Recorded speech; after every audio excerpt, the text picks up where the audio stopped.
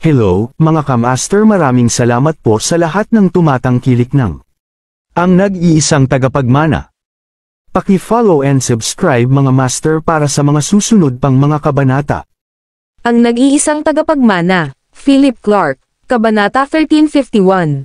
Nang makita ang mga bagong dating, galit na galit si Crawford at iba pang miyembro ng pamilya Jensen. Wyland Jensen, anong ginagawa mo dito? Baka sa mukha ni Crawford ang sama ng loob at ang kanyang mga mata ay may matinding pagkasuklam at pagkamuhi. Bakit lumitaw ang lalaking ito dito? Ang nasa katanghaliang gulang na lalaki ay pumasok na sa sandaling ito. Lumitaw ang kanyang mga mata sa mga tao habang walang kabuluhan at mayabang na sinabi niya, Tito Crawford, miyembro ako ng pamilya Jensen, kung tutuusin. Umaagos sa katawan ko ang dugo ng pamilya Jensen.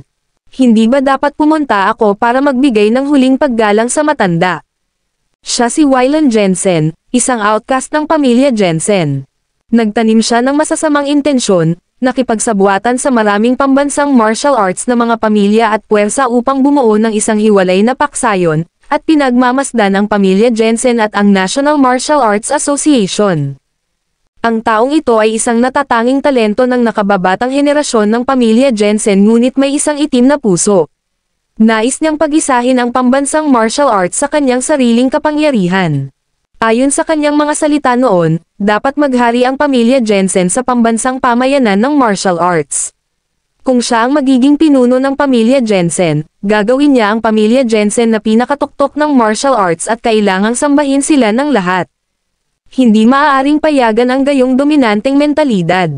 Dahil dito, nagpadala ng pinatalsik ni Old Master Jensen si Wyland mula sa pamilya Jensen, binawi ang kanyang katayuan bilang mana ng pamilya Jensen, at inalis ang kanyang pangalan sa rehistro ng pamilya. Dahil dito, labis na kinasusuklaman ni Wyland ang pamilya Jensen at tinuturuan niya ang pamilya Jensen sa bawat pagkakataon. Malamig na sigaw ni Crawford, Wyland, you're not qualified to pay your respect here. Hindi ka miyembro ng pamilya Jensen. Ayokong magdulot ng gulo, at ayokong patayin ka sa harap ng memorial plaque ng matandang master, kaya umalis ka na dito. Nagalit na si Crawford. Ito ay isang kahihiyan sa pamilya. Ang paggalang kay Wyland sa matandang amo ay isang kalapastanganan. Hindi ito maaaring payagan. Gayunpaman, malamig na ngumiti si Wyland at sinabing, Tito Crawford, hindi ka ba masyadong mabait para sabihin ito? Ang pamilya Jensen ang nagpalaki sa akin. Marami ang itinuro sa akin ng matandang Panginoon noong nakaraan.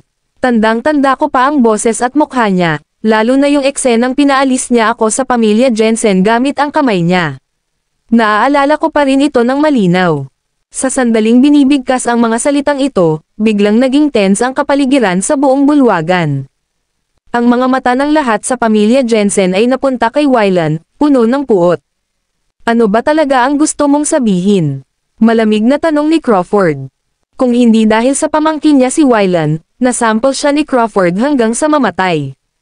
Kung tutuusin, nag-iisang anak lang siya ng kanyang ikatlong kapatid.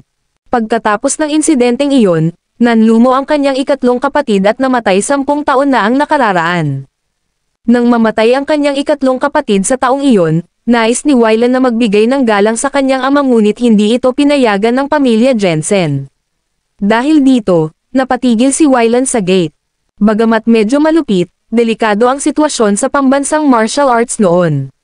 Sa pagiging walang tigil ni Wyland, ayaw ng pamilya Jensen na magkaroon ng di kinakailangan gulo. Biglang ngumiti ng malamig si Wyland. Naging masama ang ekspresyon sa kanyang mukha habang sinasabi niya, Oh, Uncle Crawford, lumuhad ako sa Memorial Hall ng pamilya noon at nakiusap sa matandang master na nagpapakita ng awa ngunit walang nagbigay sa akin ng pagkakataon. Panipi. Isang pagkakataon. Alam mo ba ang ginawa mo noon? Ipinagkanulo mo ang iyong pamana, ipinagkanulo ang iyong mga kapatid, at ipinagkanulo ang iyong pamilya. How dare you blame the old master for being unkin to you? Galit na galit si Crawford at malamig na sumigaw. Nagkibit balikat si Wyland at sinabing, iniisip ko ang kinabukasan ng pamilya Jensen. Maaaring tayo ay nakatayo sa itaas ng iba, ngunit dahil sa iyong makalumang pag-iisip, ipinangangaral mo ang tungkol sa katwiran at kung paano ang pagkakaisa ay nagbubunga ng pagkakaisa sa halip. Sa mundong ito, mas mataas ang lakas. Dahil ang aming pamilya Jensen ay maaaring umupo sa posisyon na iyon, bakit hindi natin dapat gawin? Mapangahas, si Crawford ay umungal sa galit at sinabing, ikaw ay suwail na anak. Ang iyong puso ay wala sa tamang lugar. Umalis ka sa paningin ko. Hindi na mapakali si Crawford na makipagtalo kay Wylan. Galit ding tumingin kay Wylan ang lahat sa pamilya Jensen at sumigaw, lumabas ka. Hindi kailangan ng matandang amo ang hamak na tulad mo para magbigay galang sa kanya.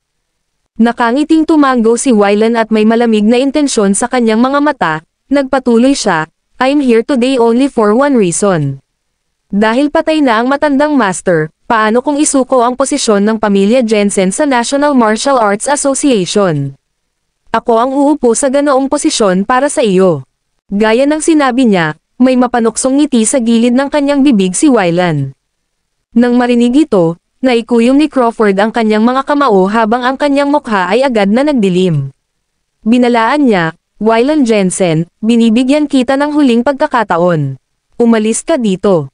Masyadong matapang. How dare he even think of get his hands on the Jensen family's position in the National Martial Arts Association? Ang Wylan Jensen na ito ay lalong nagiging mayabang. Akala niya ba walang lalaban sa pamilya Jensen? Ang nag-iisang tagapagmana. Philip Clark, Kabanata 1352. Nagkibit balikat si Wylan at nakangiting sinabi, Tito Crawford, huwag mong sabihing hindi kita binalaan. Magsanib puwersa man kayong lahat dito, hindi pa rin kayo mapapantayan sa akin. Hindi na ako mahina noon na pwedeng ay bully ng mga miyembro ng pamilya Jensen. Nang marinig ito, napakunot ang noo ni Crawford at sumigaw, napakabuti, hayaan mo akong subukan ito. Tingnan natin kung gaano ka nakalaki. Pagkasabi nun, diretsong sinuntok ni Crawford ang dibdib ni Wylan.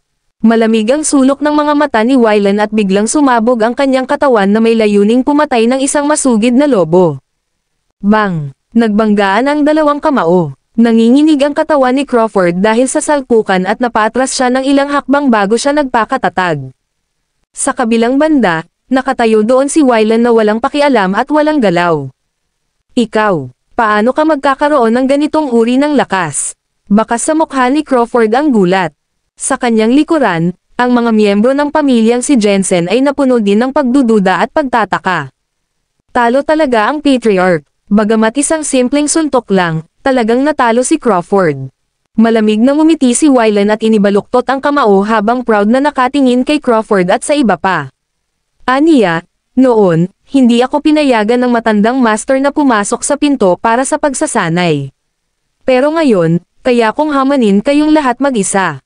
Napangisi si Wylan sa loob at sinulyapan ang memorial plaque ng matandang master. Malamig niyang sinabi, Old Master, kung pinapanood mo ang eksenang ito ngayon, nagsisisi ka ba? Habang sinasabi niya iyon, nanlamig ang mga mata ni Wylan habang sinisigawan niya ang mga lalaking nasa likod niya, basagin mo ang memorial plaque para sa akin. Boom! Ang mga salitang ito ay sumabog sa tainga ng pamilya Jensen. Ano? Gusto ni Wylan Jensen na sirain ang memorial plaque ng matandang master.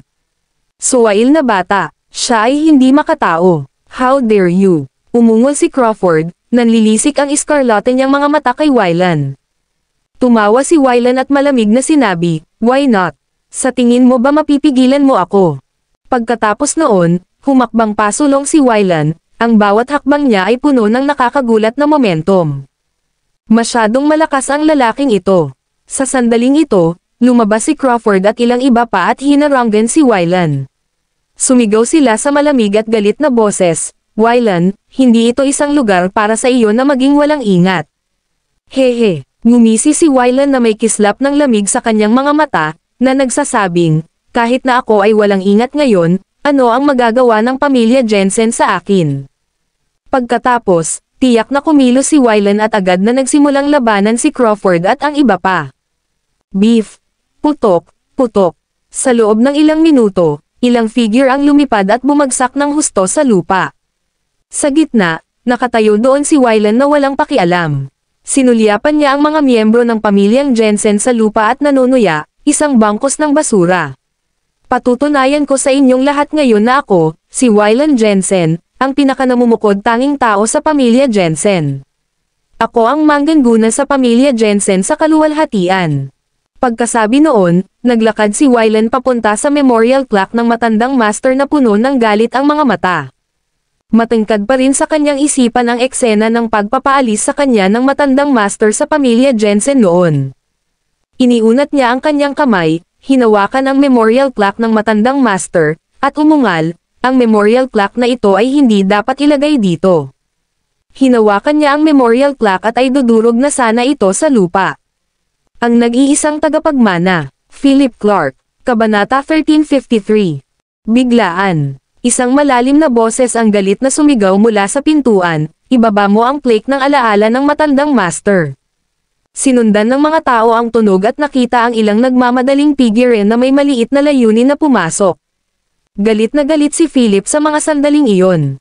Namumula at puno ng galit ang mga mata niya habang sumusugod. Bam! Itinaas niya ang paa niya at sinipa ang bewang ni Wylan. Lumipad pabalik ang katawan ni Wylan at bumagsak ng husto sa mesa at upuan na agad na nagkapira-piraso. Ang memorial plaque ni Old Master Jensen na nasa kamay niya ay inagaw din ni Philip. Muli niya itong inilagay sa entablado. F*6. Sinong nang ahas na si Payne ako? Sumabog sa galit si Wylan at bumangon sa lupa, nag-aapoy ang mga mata. Nang makitang malinaw ang binata sa kanyang harapan, agad niyang itinuro si Philip at galit na sinabi, hinahanap mo si kamatayan. How dare you kick me? Mga lalaki, baliin ang kanyang mga paa para sa akin. Gayunpaman, wala ni isang tao ang kumilos sa utos ni Wylan. Lumingon siya at tumingin sa pintuan.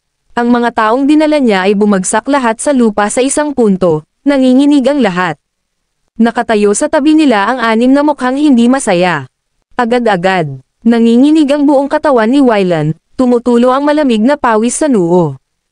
Ang anim na aces, sila talaga ang 6 aces. Kung ganoon, ang binata ba sa kanyang harapan ay ang iyang Master Clark na kumaway kamakailan. Biglang nanginig si Wylan at bamara sa lalamunan niya ang mga salita. Napalunok siya ng kinakabahan, tumalikod siya para umalis. Gayunpaman, isang malamig na boses ang narinig. Pinayagan ba kitang umalis? Sa sandaling binigkas ang pangungusap na ito, si Wylan ay nanginginig at nanlamig sa kinatatayuan. Sa mukha na puno ng madilim na panginginig, sa loob-loob niya ay nag-isip siya ng mga paraan upang makatakas. Tumayo na si Crawford. Nanguna sa mga miyembro ng pamilyang si Jensen, tumayo siya sa likuran ni Philip at sinabing, Young Master Clark. Tumanggo si Philip at bumalik ang tingin niya kay Wylan bago siya sumigaw, lumuhad ka at humingi ng tawad sa matandang master. Nanlamig ang mga mata ni Wylan nang lumingon siya, mahinahong sinabi, Young Master Clark, hindi kailanman nagtagpo ang ating landas. At saka, private matter ito sa pagitan ko at ng pamilya Jensen. Hindi mo maaaring bigyang katwiran ang iyong intervention. Sa katunayan, napakalakas ni Wylan. Gayunpaman, mayroong 6 na aces sa silid at ang kanilang atensyon ay nakalock kay Wylan. Hindi nang ahas si Wylan na kumilos ng padalos-dalos. Alam na alam niya na kung gumawa siya ng kahit kaunting galaw ay babagsak na siya agad. Ngumuso si Philip, wala akong pakialam sa anumang personal na hinaing sa pagitan mo at ng pamilya Jensen. Isinakripisyo ng matandang master ang kanyang sarili para sa pambansang martial arts at dapat maging karapat-dapat sa paggalang ng lahat. Ngunit maglakas loob kang kumilos ng may katapangan. Bibigyan kita ng 2 pagpipilian. Lumuhad muna at humingi ng tawad sa matandang amo. Pangalawa, baliin ang iyong mga braso at gumapang palabas dito. Bad mood na si Philip. Nang makita niyang napakabastos ng lalaking ito sa matandang amo, natural na galit siya. Nang marinig ang 2 pagpipiliang ito, napakunot ang noo ni Wylan at kinuyam ang kanyang kamao habang malamig na sinabi, Young Master Clark, hindi na kailangan pang kunin ang mga bagay-bagay hanggang ngayon. Tsaka hindi naman ako pushover. Yung nasa likod ko. Bam! Hindi mapakali si Philip na nakikinig sa kanyang kalokohan. Siya, sinipa si Wylan sa tuhod, at malamig na sinabing, naiinis ako kapag may nakatayo sa harapan ko at nagsasabing may nasa likod nila. Kahit pa karaming tao ang nasa likod nila, maihahalin tulad ba sila sa kanya? Biglang bumagsak si Wylan sa sahig sa isang tuhod. Agad na naaninag sa mga mata ni Wylan ang panginginig habang galit siyang tumayo, umuungal, "Young Master Clark, may nakatayo talaga sa likod ko, at natatakot akong hindi mo sila kayang guluhin. Huwag isipin na magagawa mo ang lahat ng gusto mo dahil nasa likod mo lang ang 6 Aces. Kahit na makilala ng 6 Aces ang taong iyon, kailangan nilang bantayan ang kanilang mga hakbang." Inis na inis si Wylan. Ang kabilang partido ay hindi sumunod sa mga patakaran. Isa pa, ang paghiling sa kanya na lumuhad sa harap ni Jacob Jensen ay katumbas ng pagpapahiya sa kanya. Sa kanyang buhay, hindi na siya muling luluhod sa harap ng pamilya Jensen. Gayunpaman, humalaklak si Philip, malamig at mabagsik ang mga mata habang sinasabi, "Nako, kung ganoon, gusto kong gawin ang lahat ng gusto ko ngayon. Ano ang maaari mong gawin sa akin?" Dahil sa pangungusap na iyon ay naramdaman ni Wylan ang pagnanasang sa muka. Gawin ang anumang gusto niya. How dare he? Ang nag-iisang tagapagmana, Philip Clark, Kabanata 1354. Young Master Clark, ipapayo ko sa iyo na huwag mong gawin iyon. Ang taong nasa likod ko ay tiyak na hindi isang taong madali mong ma-provoke. Tiniis ni Wylan ang pagnanasang patayin si Philip sa kanyang puso habang sinasabi niya iyon. Gayunpaman, malumanay na sinabi ni Philip, "Sa mundong ito, walang makapagkukumbinsi sa akin. Hindi ikaw, at kahit ang nasa likod mo." Pagkatapos noon, tinanong ni Philip si Crawford sa tabi niya, gaano katagal bago magsisimula. Sinulyapan ni Crawford ang oras at sinabing, "1 minuto na lang." Tumanggo si Philip at sinabi kay Wylan, "Bibigyan kita ng 10 minuto para pag-isipan ito. Lumuhad ka at humingi ng tawad sa matandang Panginoon, o baliin ang iyong mga braso at gumapang palabas sa iyong mga tuhod." Pagkatapos ng tanghali, tumahimik ang side hall. Si Wylan ay basang-basa sa malamig na pawis. Makalipas ang ilang minuto, sa wakas ay hindi na niya nakayanan ang paggigipit ng 6 na master sa likod niya at galit na sumigaw, "Philip Clark! Huwag masyadong mayabang. Hindi ako naniniwalang walang makakapagpabagsak sa iyo." Pagkasabi nun ay kinuha niya ang phone niya at nag-dial ng number. Nagsalita siya ng may paggalang at pag-aalala, "Panginoon, nakatagpo ako ng ilang problema at napahinto ako sa gilid ng bulwagan ng venue." Habang nagsasalita, sinulyapan niya ang walang pakialam na si Philip. Bakit napakakalma ng batang ito? Sa kabilang banda ng telepono, isang matandang boses ang tumunog. "Nagdudulot ka ba ng gulo para sa pamilya Jensen?" "Panginoon ko, ako." Medyo nag-aalangan si Wylan. Si Philip Clark ba ang kabilang partido? Malamig na tanong ng boses sa kabilang dulo ng telepono. "Oo, aking Panginoon." Mabilis na sagot ni Wylan ngunit naputol ang boses sa kabilang linya bago pa siya makapagsalita ng kung ano-ano. "Gawin mo lang kung ano ang sasabihin ng kabilang partido na gawin mo." Sumagot ang nasa kabilang linya at in-end ang tawag. Bigla namang natigilan si Wylan. Napatingin siya sa phone at sumigaw ng ilang beses pero walang sumasagot. Sa sandaling ito, walang sabi-sabi si Philip, may 3 minuto pa. Pumalakpak, walang pagdadalawang isip na lumuhad si Wylan. Kung sinabi na ng kagalang-galang na nasa likuran niya, ano pa ang magagawa niya? "I'm sorry, nagkamali ako," Wylan said through clenched teeth, his heart still donating to concede. Ibinaba ni Philip ang kanyang mga mata at tumingin sa kabilang partido. Itinuro niya ang memorial plaque ni Old Master Jensen, sinabing, humihingi ng paumanhin sa matandang master. Ikinuyam ni Wylan ang kanyang mga kamao, lumuhad sa harap ng memorial plaque ng matandang master, at iniyuko ang kanyang ulo. "Magwala," mabangis na sigaw ni Philip. Bumangon si Wylan, yumuko, at umalis sa gilid na bulwagan sa isang inaapi at kaiyahiyang paraan. Pagkalabas ng side hall, lumingon siya sa likod ng may hinanakit.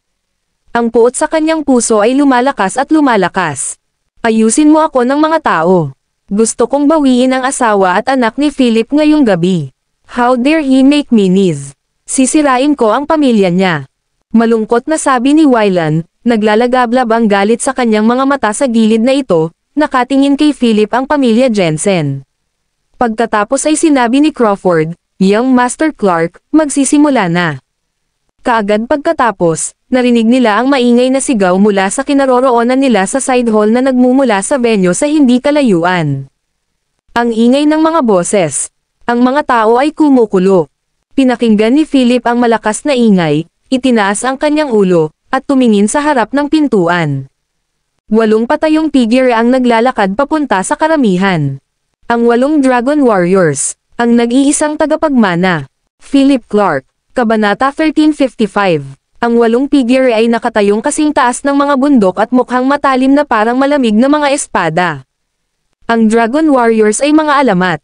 Sa kanilang paligid, ang bansa ay payapa. Nang lumitaw ang 8 figurang ito sa gilid ng bulwagan, binigyan nila ang iba ng matinding pang-aapi. Maging ang 6 Aces ay binibigyan ng buong atensyon ang mga taong ito na puno ng pagtataka. Ito, napakalakas ng intensity. Hanggat mababa sila sa antas ng Ace, walang makakapantay sa kanila. Sa isang sulyap, gumawa ng pagtatasa si Mobius Pine. Tumango rin si Dorian Fox at nakitang kinilig na sinasabi, "Oo, napakalakas ng 8 taong ito at hindi maarak ang kanilang lakas." Maliban sa Aces, walang maaaring maging kalaban para sa kanila. Parang minaliit natin sila last time. Siguradong sadyang itinago nila ang kanilang lakas. Nang marinig ang pagsusuri ng 2 Aces, nakahinga ng maluwag si Crawford, na kanina pa nag-aalala, sa sandaling ito. Dahil walang mga kalaban na mas mababa sa antas ng isang Ace at ang World Tournament sa pagkakataong ito ay hindi pinayagan ang paglahok ng Ace at Major Figures, mukhang napagdesisyonan na ang kinalabasan. Ang mga miyembro ng pamilyang Jensen ay tumingin din sa mga taong ito ng may pagkabigla at paghanga. Sila ang maalamat na Dragon Warriors. Napakalakas ng intensity. Bukod dito, may mga nakamamatay na tingin sa kanilang mga mata. Iyon ang uri na maaaring pumatay ng laganap. Ang 8 Dragon Warriors ay pumasok na may kalmadong mga ekspresyon habang tinitingnan nila ang lahat bago bumagsak ang kanilang mga mata kay Philip. Si Josh Clancy ay mukhang sabik at nagtanong, "Kailan tayo magsisimula? Hindi na tayo makapaghintay pa." The other 7 also echoed, "Oo nga, matagal na kaming walang ginawa. Dapat maraming eksperto sa ganoong malaking kompetisyon." Ngumiti si Philip at sinabing, "Nagsimula na. Makapasok na kami agad sa venue. Naalala mo ba yung sinabi ko sa'yo?" Napangiti si Josh at sinabing, "Hindi ba binubugbog lang lahat? Walang problema." Nang makita ang mga taong ito na nag-uusap at nagtatawanan, lahat ay umiling sa masalimuot na emosyon. Ito ba ang mental na lakas ng loob ng Dragon Warriors? Napakalakas noon.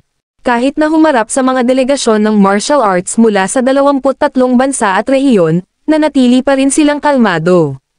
"Let's go," sabi ni Philip habang nagtatag ng tingin. Pagkatapos nito, sinabi ni Philip kay Crawford na manguna at pumasok sa arena na may dalang plaque ng alaala ng matandang master. Sumunod ang lahat sa likod ni Crawford. Sa entablado ng kompetisyon na sumasaklaw sa daan-daang metro kwadrado, isang host na nakasuot ng navy blue suit ang tuwang-tuwang ipinakilala ang mga patakaran ng World Tournament at ang mga kinatawan ng mga kalahok na rehiyon sa mga manunood sa venue at sa harap ng mga kamera. Ang mga tao ay maingay at napakasigla. Mahigit sa 100 aerial camera ang nakuhang eksena mula sa himpapawid. 8 LCD screen sa tiyak na sentro ang nagbo-broadcast ng engranding kaganapang ito ng live sa buong mundo. Kasunod ng pagpapakilala ng host, sunod-sunod na pumasok sa venue ang 23 kalahok na regional martial arts delegations. Next, yung delegation from the number 1 boxing family sa Fuchsia, yung Lopez family. "Let's welcome them with a warm round of applause," malakas na sigaw ng host. Agad namang naghiyawan ang buong audience at maraming manunood mula sa Fuchsia ang humawak ng mga banner habang sumisigaw. Pagkatapos, nakita ng lahat ang mga delegado sa pasukan, bawat isa ay seryoso at walang ngiti sa mukha. Mula sa live broadcast ng venue, makikita rin ang proud faces ni na Rafael Lopez at Javi Lopez. Pagkaakyat pa lang nila sa entablado, pinakilala sila ng host at iniabot ang mikropono kay Rafael habang nagtatanong ng ilang tanong na may ngiti sa labi. Isa sa mga karaniwang tanong ay ang tanungin kung gaano sila nagtitiwala na manalo sa World Tournament laban sa pambansang martial arts. Ngumuso si Rafael. Ang pambansang martial arts ay walang dapat ikabahala. Gagamitin ng pamilya Lopez ang ating lakas para patunayan sa mundo na ang pambansang martial arts ay larong pambata lamang. Ang Fuchsia Boxing ang pinakadakila sa lahat. Sa mga salitang ito, Natahimik ang buong audience, maliban sa mga bisita ng Fuchsia na nagtaas ng braso at sumigaw. Ang nag-iisang tagapagmana, Philip Clark, Kabanata 1356. Sa eksena, higit sa kalahati ng mga manunood ay binubuo ng mga mamamayan ng bansang ito. Nang marinig nila ang mga mayayabang na salita mula sa pamilya Lopez sa sandaling ito, napangiwi sila at nagsimulang magbo. Damn it! Anong basura ang pinag-uusapan ng pamilya Lopez? How dare they be so arrogante? Tama, naniniwala ako na ang boxing ay nagmula sa pambansang martial arts. Ang lakas ng loob. Kahit ano pa, umaasa talaga ako na talunin ng martial arts team natin itong mga B***starred sa stage. Sa auditorium, palakas ng palakas ang usapan. Sinundan ito ng chorus ng booing mula sa buong audience. Fuchsia, bumaba ka na. Ang pamilya Lopez ay maaari lamang magsalita ng malaki.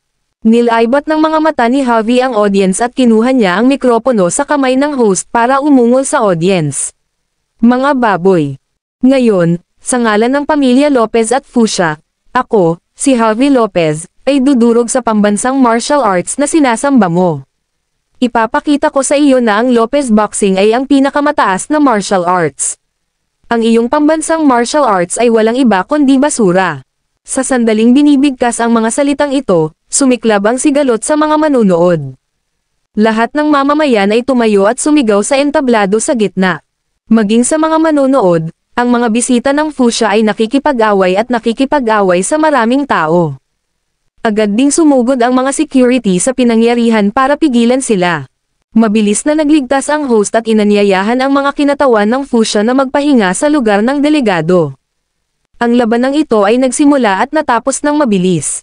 Gayunpaman, ang dalawang grupo ng mga tao ay lubhang malungkot ngayon. Lalo na ang mga mamamayan sa pinangyarihan na lahat ay nasakal sa galit. Nang makita nila ang matagumpay na mga tingin sa mga Fuchsia na manunood, galit na galit sila. Freak, kung ang ating pambansang martial arts ay hindi matalo ang shoutout sa kanila sa pagkakataong ito, habang buhay nating dadalhin ang kahihiyang ito. Ano ba? Sobrang nakakagalit. Ang pambansang martial arts noon ay napakalakas, ngunit ang pag-unlad ay hamina nitong nakaraang taon. Kahit ano paman, walang pasubali akong sumusuporta sa ating pambansang martial arts. Masyadong emosyonal ang mga tao sa eksena. Pagkatapos ay ipinakilala ng host ang ilang higit pang mga delegasyon sa rehiyon at sa wakas ay hindi napigilan ng mga tao sa eksena ang kanilang sarili na magtataka. Anong nangyayari? Bakit hindi pa naipakilala ang National Martial Arts Delegation? Hindi ako sigurado. Balita ko, 8 tao lang ang kalahok sa National Martial Arts this time. I wonder kung kakayanin nila. Dapat malapit na. I think dapat sila na ang finale. Pagkatapos ng lahat, ang pambansang martial arts ay hinahamon ang martial arts mula sa buong mundo sa oras na ito.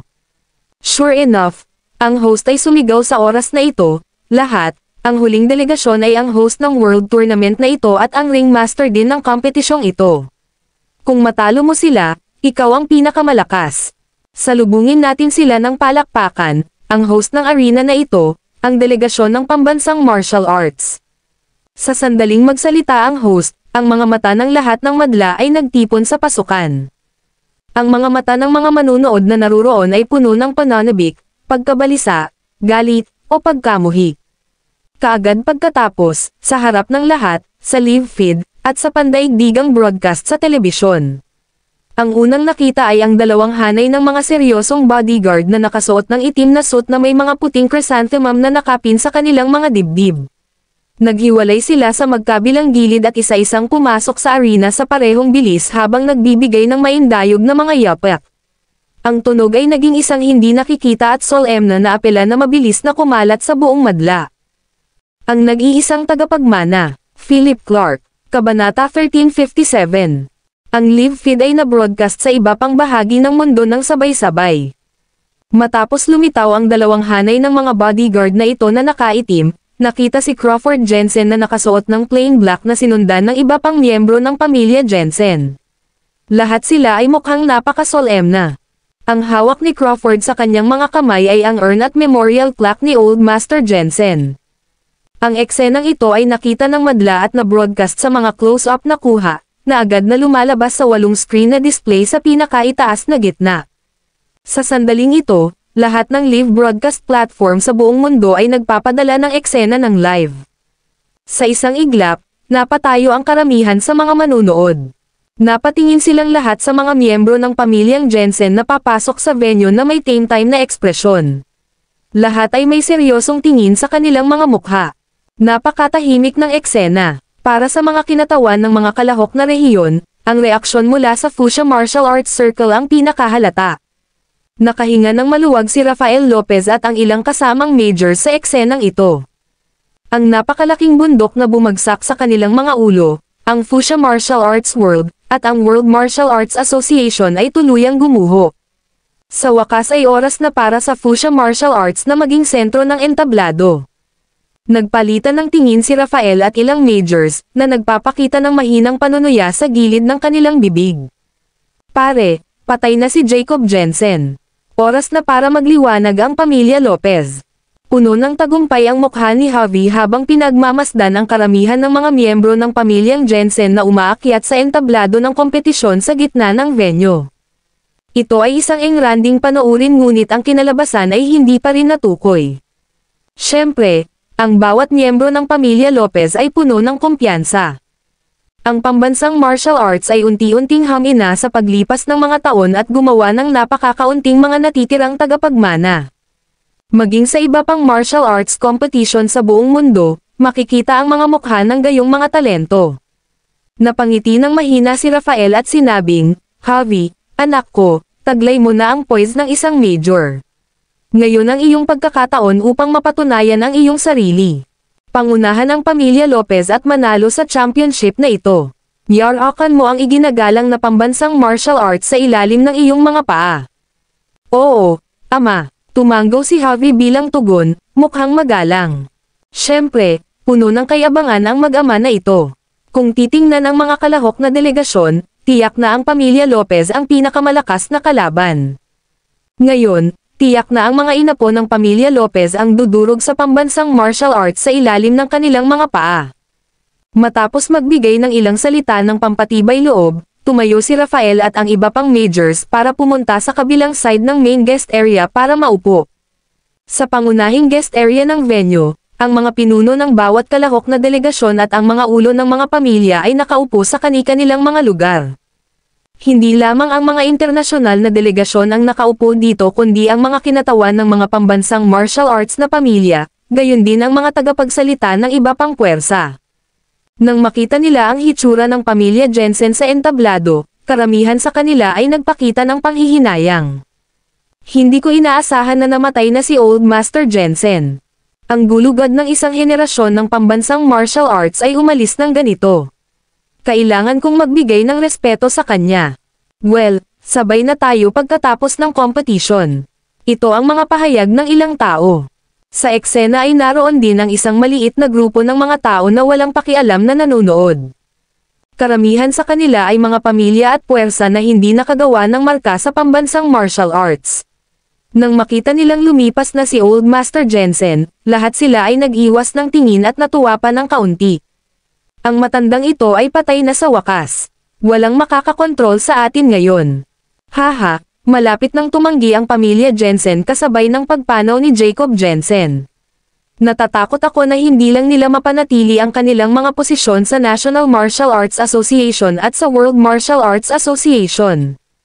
Ito ay hindi maiiwasan. Nabalitaan ko na bumalik na ang outcast ng pamilya Jensen na si Wylan Jensen. Maaasahan namin ang isang magandang palabas. Isang grupo ng mga tao ang nagbulungan na puno ng kawalang interes ang mga mukha.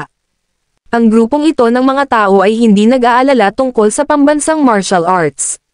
Sarili nilang interes lang ang inaalala nila. Bumalik sa yugto ng kompetisyon. Ang pamilya Jensen ay nakatayo sa ilalim ng mataimtim na mga tingin ng mga manunood na may urn at memorial plaque ni Old Master Jensen. Kaagad pagkatapos, isang grupo ng mga tao ang muling lumitaw sa pasukan at sa harap ng mga kamera. Ito ay isang gwapong figure na may mahusay na tinukoy na mga mata at kilay. Nakasuot siya ng trench coat, leather na sapatos, at salaming pang-araw na nakatali sa gitna. Pumasok siya sa eksena sa gitna ng pagtataka ng karamihan at hiyawan ng mga babae. Ang nag-iisang tagapagmana, Philip Clark, Kabanata 1358. Nako, ang gwapo niya. Sino ang lalaking ito? Masyado siyang cool. Nahuhumaling ako. Napakadasyang niya, parang Prince Charming. Gusto kong ipanganak ang kanyang mga anak. Habang tinitingnan ang gwapo at kaakit-akit na figure sa live feed, isang grupo ng mga kababaihan ang nakakaramdam ng kakapusan sa paghinga. Umakyat si Philip sa stage. Kaagad sa likuran niya, walang figure din ang lumitaw sa linya ng paningin ng lahat at sa mga kamera. Ang bawat figure ay nakatayong patayo tulad ng isang bundok at may nakakatusok na ningning na parang malamig na talam. Ang tanawin ay agad na nakakuha ng atensyon ng karamihan ng mga tao. Ito ang kalahok na delegasyon ng pambansang martial arts. Nakakatakot na presensya. Pumasok si Philip Clark at ang 8 Dragon Warriors sa venue sa gitna ng excited at masigasig na atensyon ng buong audience bago umakyat sa martial arts stage. Sa sandaling ito, nagsaya ang buong bansa. Pambansang sining. Pambansang sining. Ang mga alon ng hiyawan ay lubhang maingay at nakagigimbal.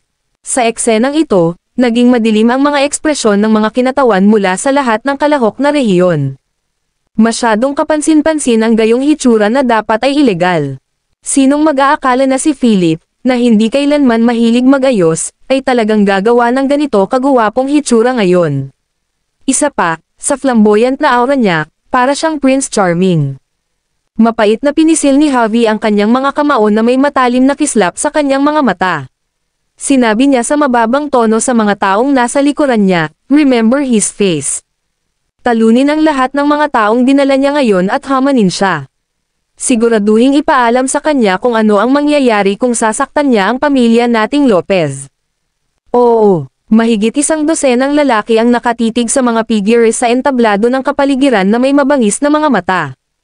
Kaagad pagkatapos, sa ilalim ng mga mata ng buong madla, tumayo si Philip sa harap ng mga kamera at kinuha ang mikropono mula sa kamay ng host. Malalim ang kanyang tingin sa buong audience habang dumaong sa delegation area kung saan nakaupo ang pamilya Lopez. Isang mahinang pagngisi ang bumungad sa mga sulok ng kanyang bibig. Sa mata ng mga manonood, iniunat niya ang kamay at itinaas ang gitnang daliri sa pamilya Lopez. Nagkagulo. Napabuntong hininga ang lahat. Hindi nila inaasahan na sa simula pa lang ay mag-iinit na ang mga bagay-bagay. Biglang tumayo si Rafael at ang iba na may galit sa mga mukha. Hindi pa tapos. Habang itinuturo ni Philip ang kanyang gitnang daliri, sinabi niya, "Hindi sinasadyang narinig ko ang ilang aso na tumatahol sa likod ng entablado na nagsasabi na ang ating kahangahangang pambansang martial arts ay larong pambata. Ikinalulungkot ko, ngunit sa araw na ito, hahayaan kong makita ng sarili mong mga mata ang mga hamak na tulad mo kung gaano kakilakilabot ang laro ng ating anak. Sana hindi ka umiyak kapag nangyari iyon." Wow! Ang mga tao ay kumukulo. Ang mga salita ni Philip ay medyo nakakapukaw. Bukod dito, sa ganoong kalaking kapaligiran, napaka-domineering na tumugon sa pamilya Lopez sa ganitong paraan. Bagaman medyo hindi kas-iya siya ang mga salita, nasiyahan ang lahat ng marinig ang mga ito. Walang duda tungkol dito, ang pamilya Lopez ay walang iba kundi hamak. Ang palitan na ito ay natural na ipinakita sa pamamagitan ng mga live broadcast platform sa buong mundo. Sa sandaling ito, lahat ng nanonood ng laban na ito sa buong mundo ay nalaman ang tungkol kay Philip Clark. Ang nag-iisang tagapagmana, Philip Clark, Kabanata 1359. Nang akala ng lahat na ito na ang katapusan, nagpatuloy si Philip, "Oo nga pala, may iba pa. Para sa mga taong may masamang intensyon sa lugar na ito, huwag subukang manggulo sa ating teritoryo. Binabantayan namin ang bawat galaw mo. Kung ayaw mong mamatay, panoorin mo na lang ng tahimik ang laban." Pagkatapos nito, lumabas sa Upper Creek at lumabas sa ating mga hangganan. Sobra-sobra. Sa sandaling ito, biglang naglabas si Philip ng napakalakas na layuning pumatay. Sa likod niya, ang 8 figure ay nagradiated din ng malakas na presensya. Mabilis na tumahimik ang audience. Karamihan sa mga tao ay hindi naiintindihan ang kahulugan ng mga salita ni Philip at nag-isip tungkol sa kung ano ang nangyayari. Para naman sa mga mukhang masasamang lalaki na pinaghalo sa karamihan, naging malungkot ang mga mukha nila. Ito ay dahil nakakita sila ng isang espesyal na crest sa mga balikat ng 8 figure na iyon sa entablado o sa pamamagitan ng screen display sa itaas. Ito ang tanda ng Dragon Warriors. Ang close-up shot na ito na ipinakita sa display ay isa ng tahasang babala. Maraming mga partido na sabik na lumipat sa dilim ay agad na nagdial ng numero ng kani-kanilang puwersa sa likod nila, na humihingi ng mga tagubilin sa mga susunod na hakbang. Karaniwan, ang tugon na kanilang natanggap ay nananatili at napapansin kung paano umuunlad ang mga bagay. Kaagad pagkatapos, sa paningin ng lahat, kinuha ni Crawford ang Ernie Old Master Jensen sa posisyon sa audience at inilagay ito doon. Pagkatapos nito, ang mga miyembro ng pamilyang Jensen ay nakaupo sa paligid at mahigpit na nagbabantay. Ang eksenang ito ay na-broadcast ng live sa screen at nagdulot ng maraming resonance. Ang gulugad ng isang henerasyon ng pambansang martial arts. Kasabay nito, nagsagawa din ng emergency meeting ang punong tanggapan ng World Martial Arts Association upang talakayin ang mga kontrahakbang. Ang umiikot na direktor ay pumanaw na at kailangan nilang pumili ng kapalit. Sa conference room, maraming tao mula sa iba't ibang panig ng mundo, bawat isa ay may iba't ibang lihim na agenda, ngayon ay walang tigil na nagtatalo sa isa't isa. Kalahati sa kanila ang sumuporta sa pamilya Lopez ng Fuchsia para maging bagong direktor ng board. Ang iba pang kalahati ay nagpahayag ng iba pang opinyon. Smack! Galit na hinampas ng isa sa mga kinatawan ng pambansang martial arts na nasa 40 taong gulang ang mesa. Mabagsik at matigas ang mukha, bumangon siya at sumigaw, "Nagpoprotesta ako. Kamamatay lang ni Direk Jensen pero iniisip mong palitan ang namumunong unit. Ito ay labag sa mga patakaran. Kahit na gusto mong baguhin ito, kailangan mong hilingin sa pamilya Jensen na magbitiw muna. Kung hindi, bago matapos ang termino ng panunungkulan ni Direktor Jensen, ang pamilya Jensen ay dapat kumilos bilang direktor ayon sa mga patakaran." Katatapos lang niyang magsalita, halos lahat ng tao sa conference room ay nakatingin sa kanya na may galit. Kabilang sa kanila ang isang matangkad na lalaki na may malalim na mata at matalas na tampok ng mukha. Napaka-snobbish niya. Ngumisi siya, "Secretary Yul, pakisuyong pansinin ang paraan ng pagsasalita mo. Ito ang World Martial Arts Association, hindi ang iyong bansa.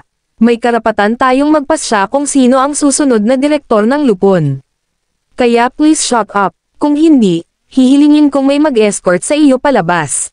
Pananakot. Lantang pagbabanta. Ang nasa katanghaliang gulang na lalaki, si Brady Yul, ay may gustong sabihin pa nang sikuhin siya ng kanyang kasamahan sa tabi niya sa ilalim ng mesa. Umiling ang mga ito sa kanya, na nagpapakita sa kanya na huwag kumilos ng walang ingat. Nanlamig ang mga mata ni Secretary Yul at pinisil ang mga kamao, tinitiis ang galit.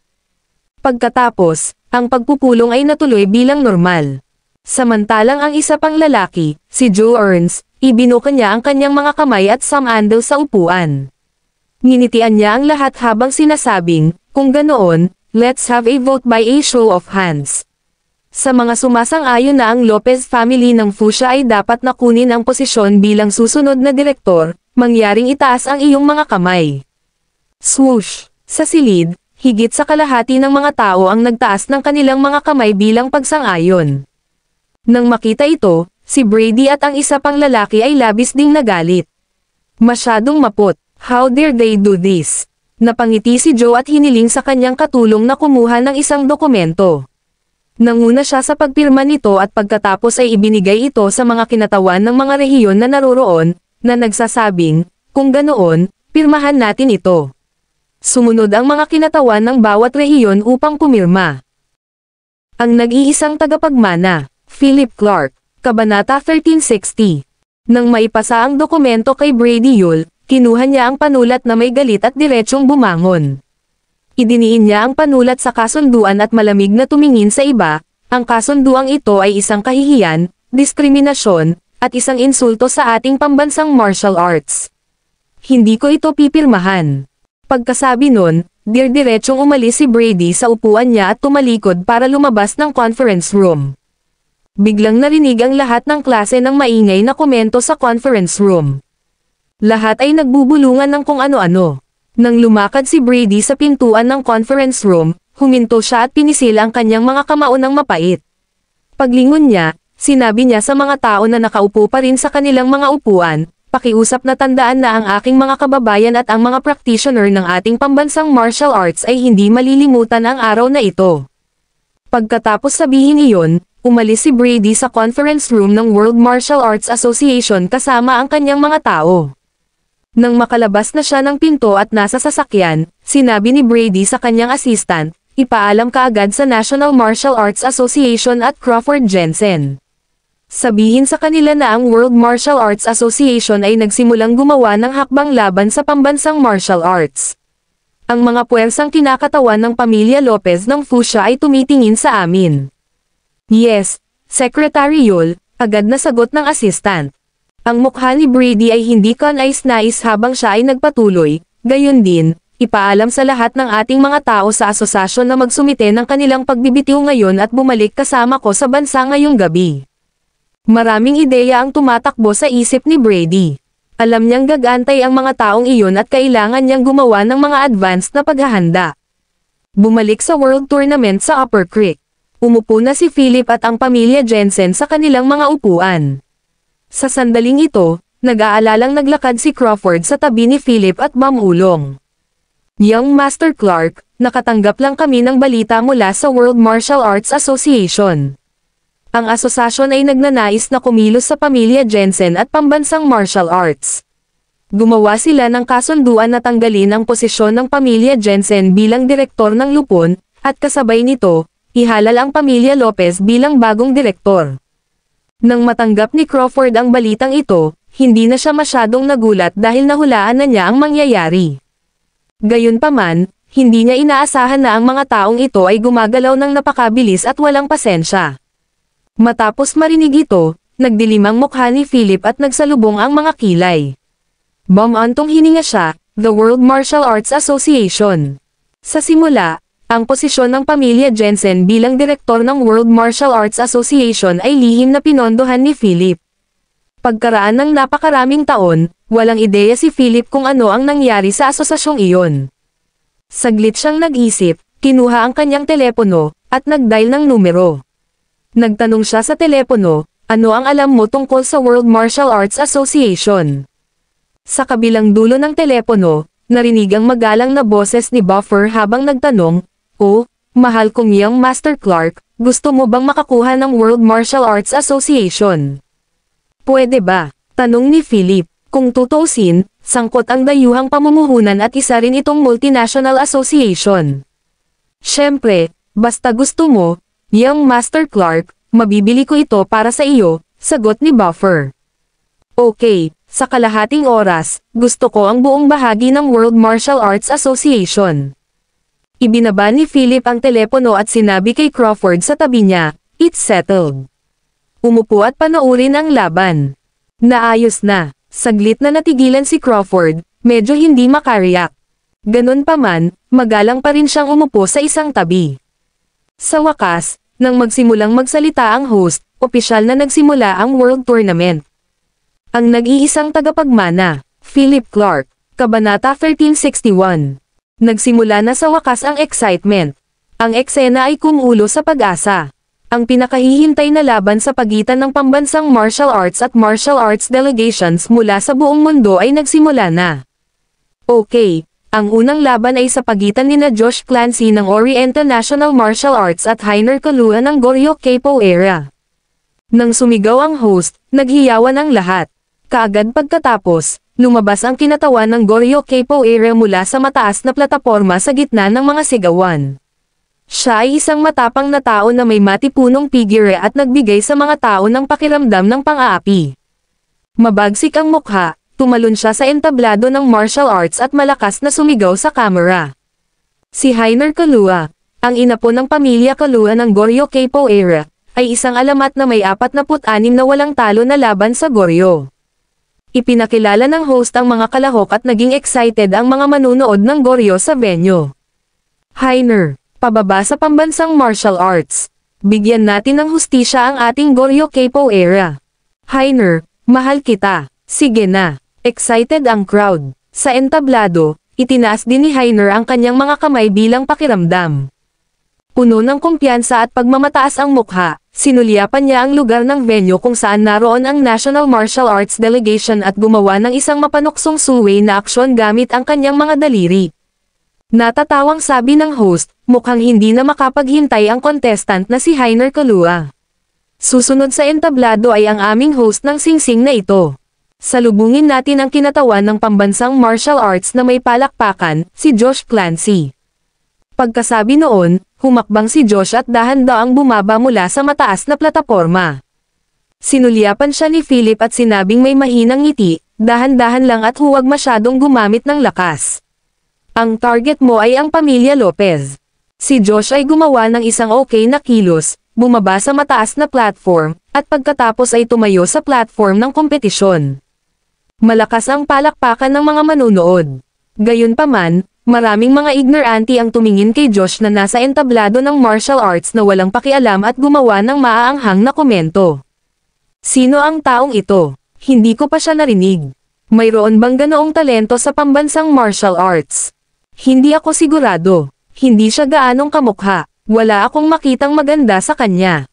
Hehe, I think nag-organize lang sila ng ganitong world tournament bilang final struggle nila. Natatakot ako na baka hindi na makababa sa stage ang lalaking ito pagkatapos matamba at mauwi sa pagdura ng dugo. Puno ng paghamak ang mga sinasabi. Karamihan sa mga taong ito ay mga pamilya at puwersa ng pambansang sining na hindi makakamit ang anumang tagumpay. Natural, may mga manunood din at mga martial arts na pamilya mula sa ibang bansa. Bumalik sa martial arts stage. Ipinakilala ng host, si Josh Clancy ang kalahok sa pambansang martial art. Hindi siya kabilang sa anumang pamilya o puwersa at lumalaban lamang para sa pambansang martial arts. Nang marinig ang ganoong pagpapakilala, biglang tumahimik ang tawag ng mga manunood. Pagkatapos noon, maririnig ang mga tunog ng panunuya, at kahit ilang bo. Hindi kabilang sa anumang pamilya o puwersa, nakikipaglaban lamang para sa pambansang martial arts. Martyr ba ang tingin niya sa sarili niya? Maraming manonood ang umiling sa sandaling ito, bakas sa mga mukha nila ang matinding kawalang kasiyahan. Sabi nila, ano ba? Sino ang lalaking ito? Paano niya may re-represent ang ating pambansang martial arts sa kompetisyong ito? Hindi ba ito katulad ng pagsuko ng laban sa kalaban? Ano ang nangyayari sa pambansang martial arts? Wala na bang iba? Nakakagalit ito. Ano ang mali sa pamilyang Jensen? Pinahihintulutan ang isang baguhan sa entablado. Ipinadala ba nila sa kanyang kamatayan? Puno ng frustration ang audience. Pangunahing nakaramdam sila ng galit sa pambansang martial arts sa pagpapalam sa isang hindi kilalang tao na umakyat sa entablado, nakapareho ng pagsuko sa laban. Sa sandaling ito, napangisi si Heiner Kalua habang nakatingin kay Josh na nakatayo sa kanyang harapan ng may paghamak. Na may matinding hangarin sa pagpatay sa kanyang mga mata, gumawa siya ng isang pagpuputol ng lalamunan habang sinasabing, mabubugbog ka sa lupa sa akin. Kung ayaw mong mabali ang iyong mga braso o binti, bumaba ka na sa entablado. Walang pakialam ang ekspresyon ni Josh. Habang nasa dibdib ang mga kamay, tumayo siya sa stage. Kasing katatag siya ng bundok. Puno ng panginginig ang kanyang katawan. Hindi nagtagal, kumalat ang lamig na ito sa mga manunood sa isang iglap. Mabilis na tumahimik ang hiyawan. Sumimangot si Heiner, naikuyom ang kanyang mga kamao, at tinitigan ang host, sumisigaw, bilisan mo at simulan ang laban. Nagulat ang host sa intensity na iyon at mabilis na sumigaw, at ngayon, opisyal na magsisimula ang laban. Habang sinasabi niya iyon, preemptively kinuha ni Heiner ang inisyatiba at kinuyam ang kanyang mga kamao bago sumugod kay Josh. Sumigaw siya, pretentious prick. Ngayon, mamatay ka na. Naghiyawan ang lahat sa audience. Ang malaking 8-screen na LCD display sa itaas ay nagpakita rin ng live na close-up shot ng pag-atake ni Heiner. Masyadong fierce. Samantala, nakatayo pa rin si Josh sa parehong lugar na walang emosyon. Karamihan sa mga tao ay nakadama ng matinding kawalan ng kakayahan. Tapos na. Itong hindi kilalang Josh Clancy, hindi siya maaaring natakot ng kalokohan ng kabilang partido, tama ba? Kaagad pagkatapos, isang malakas na putok ang umalangaw-ngaw sa buong audience. Lalo na sa 3D surround sound effect, naramdaman ng lahat na sila mismo ang mismong nakakaranas nito. Hindi makatiis ang lahat na tumingin sa eksena. Tapos na. Siguradong mabibigla si Josh sa suntok na iyon. Sa sandaling naisip ng lahat, ang eksenang naganap sa entablado ay lubos na nagulat sa lahat. Si Heiner ang natangay sa suntok ni Josh sa halip, lumapag ng ilang metro ang layo. Malakas siyang nahulog sa entablado at gamulong 12-dosenang beses bago siya tuluyang tumigil. Nabalot ng patay na katahimikan ang venue. Ang nag-iisang tagapagmana, Philip Clark, Kabanata 1362. Sa eksena, nakatayo pa rin si Josh doon nang walang pag-aalinlangan na hindi gumagalaw. Para naman kay Heiner Kalua, ang pinakabata at pinakasikat na capoeira master ni Goryo, nakahiga siya sa lupa sa isang patay na pagkahilo. Isa sa mga kamera ang biglang nagbigay ng close-up kay Josh. Nagkibit balikat siya at mahinang sinabi, masyadong mahina. Natahimik ang venue. Ang pangungusap na ito ay na-broadcast ng live at umalangaw-ngaw sa pandinig ng lahat. Kaagad pagkatapos, ang venue ay sumabog sa tsunami ng mga tagay at hiyawan. Excited na ngayon ang mga manunood na akala noon ay tiyak na matatalo si Josh. Isang suntok lang ang ginamit niya para talunin ang pinakabata at pinakasikat na capoeira master ni Goryo. Masyadong malakas. Mula sa puntong ito, walang nangahas na maliitin si Josh Clancy sa yugto ng martial arts. Tungkol naman sa delegasyon ng martial arts ng Goryo, lahat ng kinatawan ay mukhang mapatla at sa pangkalahatan ay hindi komportable. Biglaan, isang sigaw ang umalangaw-ngaw sa mga manunood. Hindi matatalo si Josh Clancy. Ang pambansang martial arts ay hindi matatalo. Lumipat ang mga kamera at lumitaw ang isang figure sa 8-screen display na mataas sa kalangitan. Sa sandaling ito, hawak ng isang kamay ni Philip ang mikropono at nakatapak ang isang paa sa rehas ng mataas na plataporma. Sumandal siya na may hitsura ng nangingibabaw na kay-abangan at sinabing, sino ang maglakas loob na sabihin na ang ating bansa ay walang ibang makakalaban. Ngayon, ako, si Philip Clark, ay magpapakita sa inyong lahat na ang 8 taong ito ay tatalunan ang lahat ng 23 regional martial arts representatives sa tournament stage na ito. Ang kanyang karisma ng isang mapagmataas na presidente ay ipinakita ng buong lakas. Masyadong matapang. Saan nakuha ng lalaking ito ang mikropono at bakit siya binigyan ng camera ng close-up shot? Ang gwapong mukha na iyon ay sobrang nakakapuot. Natuwa ang lahat ng babae sa venue at lumabas ang mga itsura ng idolization. Sobrang gwapo. Ang gwapo niya halos hindi ako makahinga. Paano siya magiging cool at dominante? Natutunaw ako. Pagkatapos, ang dami ng tao at sinimulang kantahin ang pangalan ni Josh. Ngumiti si Philip at tahimik na umupo. Napatingin siya sa fuchsia delegation area at nakita niya si Javi Lopez na nakatingin sa kanya ng masama. Itinuro agad siya ni Philip ng middle finger. F***. Sumabog sa galit si Javi. Bumangon siya, itinuro si Philip, at umungal, naghahanap ka ng kamatayan. Tumayo rin ang lahat ng kapamilyang Lopez sa paligid niya at galit na tinitigan si Philip. Swoosh! Sa likod ni Philip, isang grupo ng mga miyembro ng pamilya ni Jensen at mga bodyguard na naka-black suit ang lahat ay tumayo. Matiim nilang tinitigan ang kabilang partido. Agad namang hangin na ang presensya ng pamilya Lopez. Bakit naman? Ito ay dahil may halos 100 tao sa likod ni Philip. Ang pamilya Lopez ay nagdagdag lamang ng hanggang 20 o 30 katao. Natural, live din ang eksenang ito. Agad-agad, nagkaroon ng barrage ng mga komento sa mga pangunahing live streaming platform. Tunay na lalaki si Philip. Masyado siyang pasabog, masyadong bongga. Sa parehong oras sa yugto ng torneo, ang host ay patuloy na sumigaw, susunod, ang pambansang martial arts ay lalaban sa pamilya Lopez ng fuchsia. Ito ay sa wakas dito. Ang nag-iisang tagapagmana, Philip Clark, Kabanata 1363. Sa announcement, nag-wild ang crowd. Walang inaasahan na ang pinakahihintay na laban ay mangyayari sa lalong madaling panahon. Ang ikalawang laban ay pambansang martial arts laban sa pamilya Lopez ng fuchsia. Ang mga tagay at talakayan ay sumabog sa buong lugar. Sa eksenang ito, nataranta ang tanong ng kanilang manunood na hindi alam ang kwento sa loob, ano ang problema? Bakit may labis na pananabik sa hype na ito? Oo, di ba may trash talk lang bago ang laban? Bakit excited na ang lahat ngayon? Isang taong nakakaalam ng inside story ang nagpaliwanag sa oras na ito, hindi mo ba alam? Ang delegasyon ng Fuchsia Martial Arts ay kinakatawan ng pamilya Lopez sa pagkakataong ito. Yung taong nakaupo sa gitna. Ang kanyang pangalan ay Javi Lopez. Hinamon niya ang maraming pambansang martial arts na pamilya nang walang isang pagkatalo, at ang kanyang mga pamamaraan ay lubhang walang awa. Maraming tao ang nabalian niya ng mga braso at binti, at hindi na sila makapagsanay ng martial arts kailanman. Bukod dito, ang mga B***starred na ito ay nagbubunsod din sa ating pambansang martial arts at pinapahiya pa ang ating mga tao. Kaya, hindi mo ba naisip na dapat nating i-cheer ang pambansang martial arts? Tama na yan. Hindi man lang magkasama-alang ng mga taong iyon kung kaninong teritoryo sila naruroon. Daan-daang taon na ang nakalilipas, natutunan nila ang ating pambansang sining at binago ito. Natuwa ang mga tao habang maririnig ang sunod-sunod na alon ng hiyawan at tagay para sa pambansang martial arts.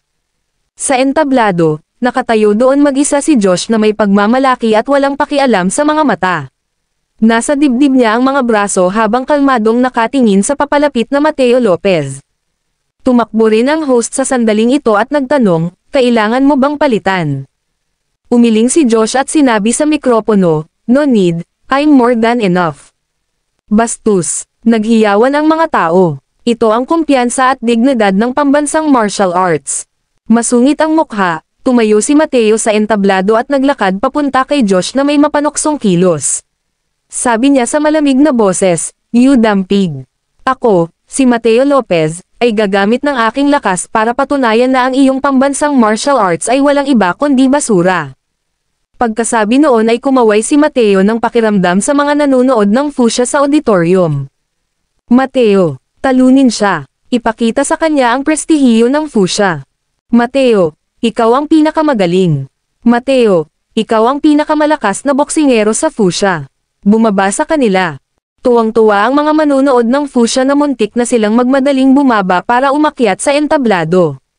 Sigaw din ni Mateo sa kanyang tugon sa mga manunood bago tumalikod at yumuko kina Javi at Rafael sa mataas na plataporma. Sumigaw siya, Patriarch, Young Master, hayaan mo akong wakasan ang walang kwentang basurang ito ngayon din.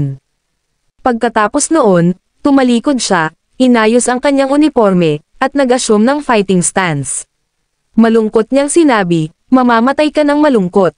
Kung luluhod ka at humingi ng awa ngayon, pakakawalan na kita. Ang pambansang martial arts ay basura. Tanging ang Fuchsia boxing ang tunay na martial art. Gayunpaman, hindi man lang pinansin ni Josh ang lalaking nasa harapan niya. Tumingin lang siya sa host ng walang pakialam at sinabing, let's start. Tumugon ang host at sumigaw, simulan ang laban. Bang! Sa sandaling nagsalita ang host. Bago siya bumaba ng stage, naramdaman niya ang pagbagso ng hangin. Kaagad pagkatapos, isang malakas na kalabog ang kumalat sa buong auditorium. Nang mag-react ang mga tao at makita ang eksena sa entablado, lahat ay natulala. Si Mateo Lopez ay napahiya na sa lupa. Samantalang si Josh, nakatapak siya sa dibdib ni Mateo sa sandaling ito habang walang emosyong nakatingin sa audience. Pagkatapos ay sumigaw siya sa delegation area kung saan naroon ang pamilya Lopez, kung gusto mong lumaban, lumapit ka sa akin ng sabay-sabay. Itigil ang pag-aaksaya ng oras ko sa basurang ito. Natahimik ang lahat, ang kanilang mga puso ay marahas na nayanig. Ito ay mapangahas. How dare he provoke ng ganito ang pamilya Lopez? Sabay-sabay. Pagkatapos ng ilang sandali ng katahimikan, nagkagulo ang buong silid. Nakita ng lahat na malakas talaga si Josh. Natalo niya ang dalawang magkasunod na tao at pareho silang natalo sa isang galaw. Sa resting area ng mga delegado, puro galit ang lahat ng miyembro ng pamilya Lopez. Galit silang bumangon at gustong sumugod sa entablado. Ang nag-iisang tagapagmana, Philip Clark, Kabanata 1364. Tumigil ang lahat, seryosong sigaw ni Javi na may malamig na intensyon sa kanyang mga mata. Tinitigan niya ang mayabang na si Josh sa stage at sinabi sa lalaking katabi niya. Pedro Lopez, subukan mo siya. Oo, young master. Galit na tumayo ang alagad ng pamilya Lopez at humakbang sa entablado ng martial arts sa ilalim ng mga tingin ng mga manunood ayon sa mga alituntunin ng laban. dapat munang magtanong ang host kay Josh. Kailangan mo bang palitan? Walang pakialam na umiling si Josh, nanlalaki ang mga mata habang dumapo kay Javi Lopez. Iniunat niya ang kanyang braso, itinuro siya, at sinabing may sunod-sunod na galaw, Javi Lopez, ang taong gusto kong hamanin ay ikaw. Wala ka bang iba sa fuchsia? Mayabang. Nanlamig ang sulok ng mga mata ni Pedro nang diretso siyang sumugod at sumuntok. Gayunpaman, walang imek si Josh na umiwas patagilid at sinundan ng hampas ng tuhod. Bam! Lumipad si Pedro palabas ng ilang metro, nagpasuray-suray ng ilang hakbang, at dumura ng isang subo ng dugo bago bumagsak sa lupa. Isa pang instant na pagkatalo. This time, tumahimik na ang buong audience. Hindi na makaupo si Rafael. Galit siyang bumangon at sinigawan si Javi, Javi, go! Ipakita sa kanila ang lakas ng ating pamilya Lopez. Oo, ama, tinanggap ni Javi ang order at umakyat sa stage. Ang kanyang hitsura ay sinalubong ng tagay ng maraming manonood ng fuchsia. Sila ay sumigaw sa tuktok ng kanilang mga baga, go for it, Javi. Ipakita sa kanila ang fighting spirit ni fuchsia. Javi, talunin mo siya. Dapat ilabas mo siya. Sa gitna ng sigawan ng karamihan, pinandilatan ni Javi si Josh at malamig na sinabi, dahil determinado kang mamatay, tutuperin ko ang iyong hiling. Ipapakita ko sa iyo ang pagitan natin. Biglang nagliwanag si Javi ng walang katulad na dominante at mabangis na aura. Ang intensity na iyon ay mabilis na kumalat sa mga manunood, na nagparamdam sa lahat ng susunod na laban ay isang sagupaan ng mga Titans. Si Javi Lopez ay isang undefeated boxing expert. Bukod dito, siya ang pinakakwalipikadong batang talento upang maging susunod na major sa fuchsia. Siya ay walang limitasyong potensyal. Gayunpaman, ang pagtingin kay Josh sa sandaling ito, malayo pa rin siya. Na may mahinang ngiti sa gilid ng kanyang bibig, tumingin siya sa kabilang partido at sinabing, masasabi ko rin ito sa iyo. Sa kinatatayuan, pinag-cross ni Philip ang kanyang mga braso at pinagpag ang kanyang nakatukod na binti. Hindi niya masyadong pinapansin ang mga nangyayari sa stage at kachat niya si Win sa phone niya. Hinulaan na niya ang kalalabasan. Sa kabaligtaran, si Crawford ay hindi mapakali. Tumingin siya kay Philip habang nilalaro ng lalaki ang kanyang telepono at ang kanyang mga salita ay hindi komportable sa kanyang lalamunan. Young Master Clark, maaari bang manalo si Mr. Clancy sa laban na ito? Hindi maiwasang magtanong ni Crawford. Pagkatapos ng lahat, ito ay isang labanan ng karangalan para sa pambansang martial arts. Itinaas ni Philip ang kanyang ulo, sumulyap sa entablado, at naglabas ng mikropono mula sa kung saan. Kasabay ng pag-wave ng kanyang kamay, ang aerial camera na nakahover sa taas sa langit ay nakatutok ang lens nito kay Philip. Swish! Isang inosente at gwapong nakangiting mukha ang lumabas sa live feed ng venue gayon din sa mga live broadcast ng iba pang platform sa buong mundo. Ang nag-iisang tagapagmana, Philip Clark, Kabanata 1365. Lumingon si Philip sa camera, ngumiti ng malawak, at sinabing, "Hello everybody, my name is Philip Clark. Inaantala ko ang kapaligiran para dalhan ka ng ad. Ang sino mang interesadong matuto ng pambansang martial arts ay maaaring magparehistro sa Dragon Gate ng Upper Creek o anumang martial arts hall ng pamilya Jensen. Sa susunod na eksena, masasaksihan mo ang tunay na dominanteng aspeto ng pambansang martial arts." Natulala, napatulala ang audience, maging ang mga manunood na nanunood ng mga broadcast ay namangha. Banal na si *T. Kaya ba nilang isulong ang pambansang martial arts tulad nito? Sa tabi ni Philip, napatulala rin ang tingin ni Crawford. Pagkatapos noon, may na-realize siya at bigla siyang na-excite.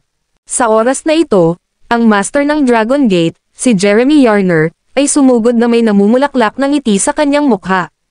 Sabi niya, "Salamat, Young Master Clark, sa pagbibigay ng publisidad sa Dragon Gate. Simula ngayon, nasa iyo na ako." Siya ay kasing saya ng isang 5 taong gulang na bata. Hindi inaasahan ni Jeremy na ganito pala ang mangyayari. Ang mga live na broadcast ay pinapanood ng 10 milyong mga manunood sa buong mundo.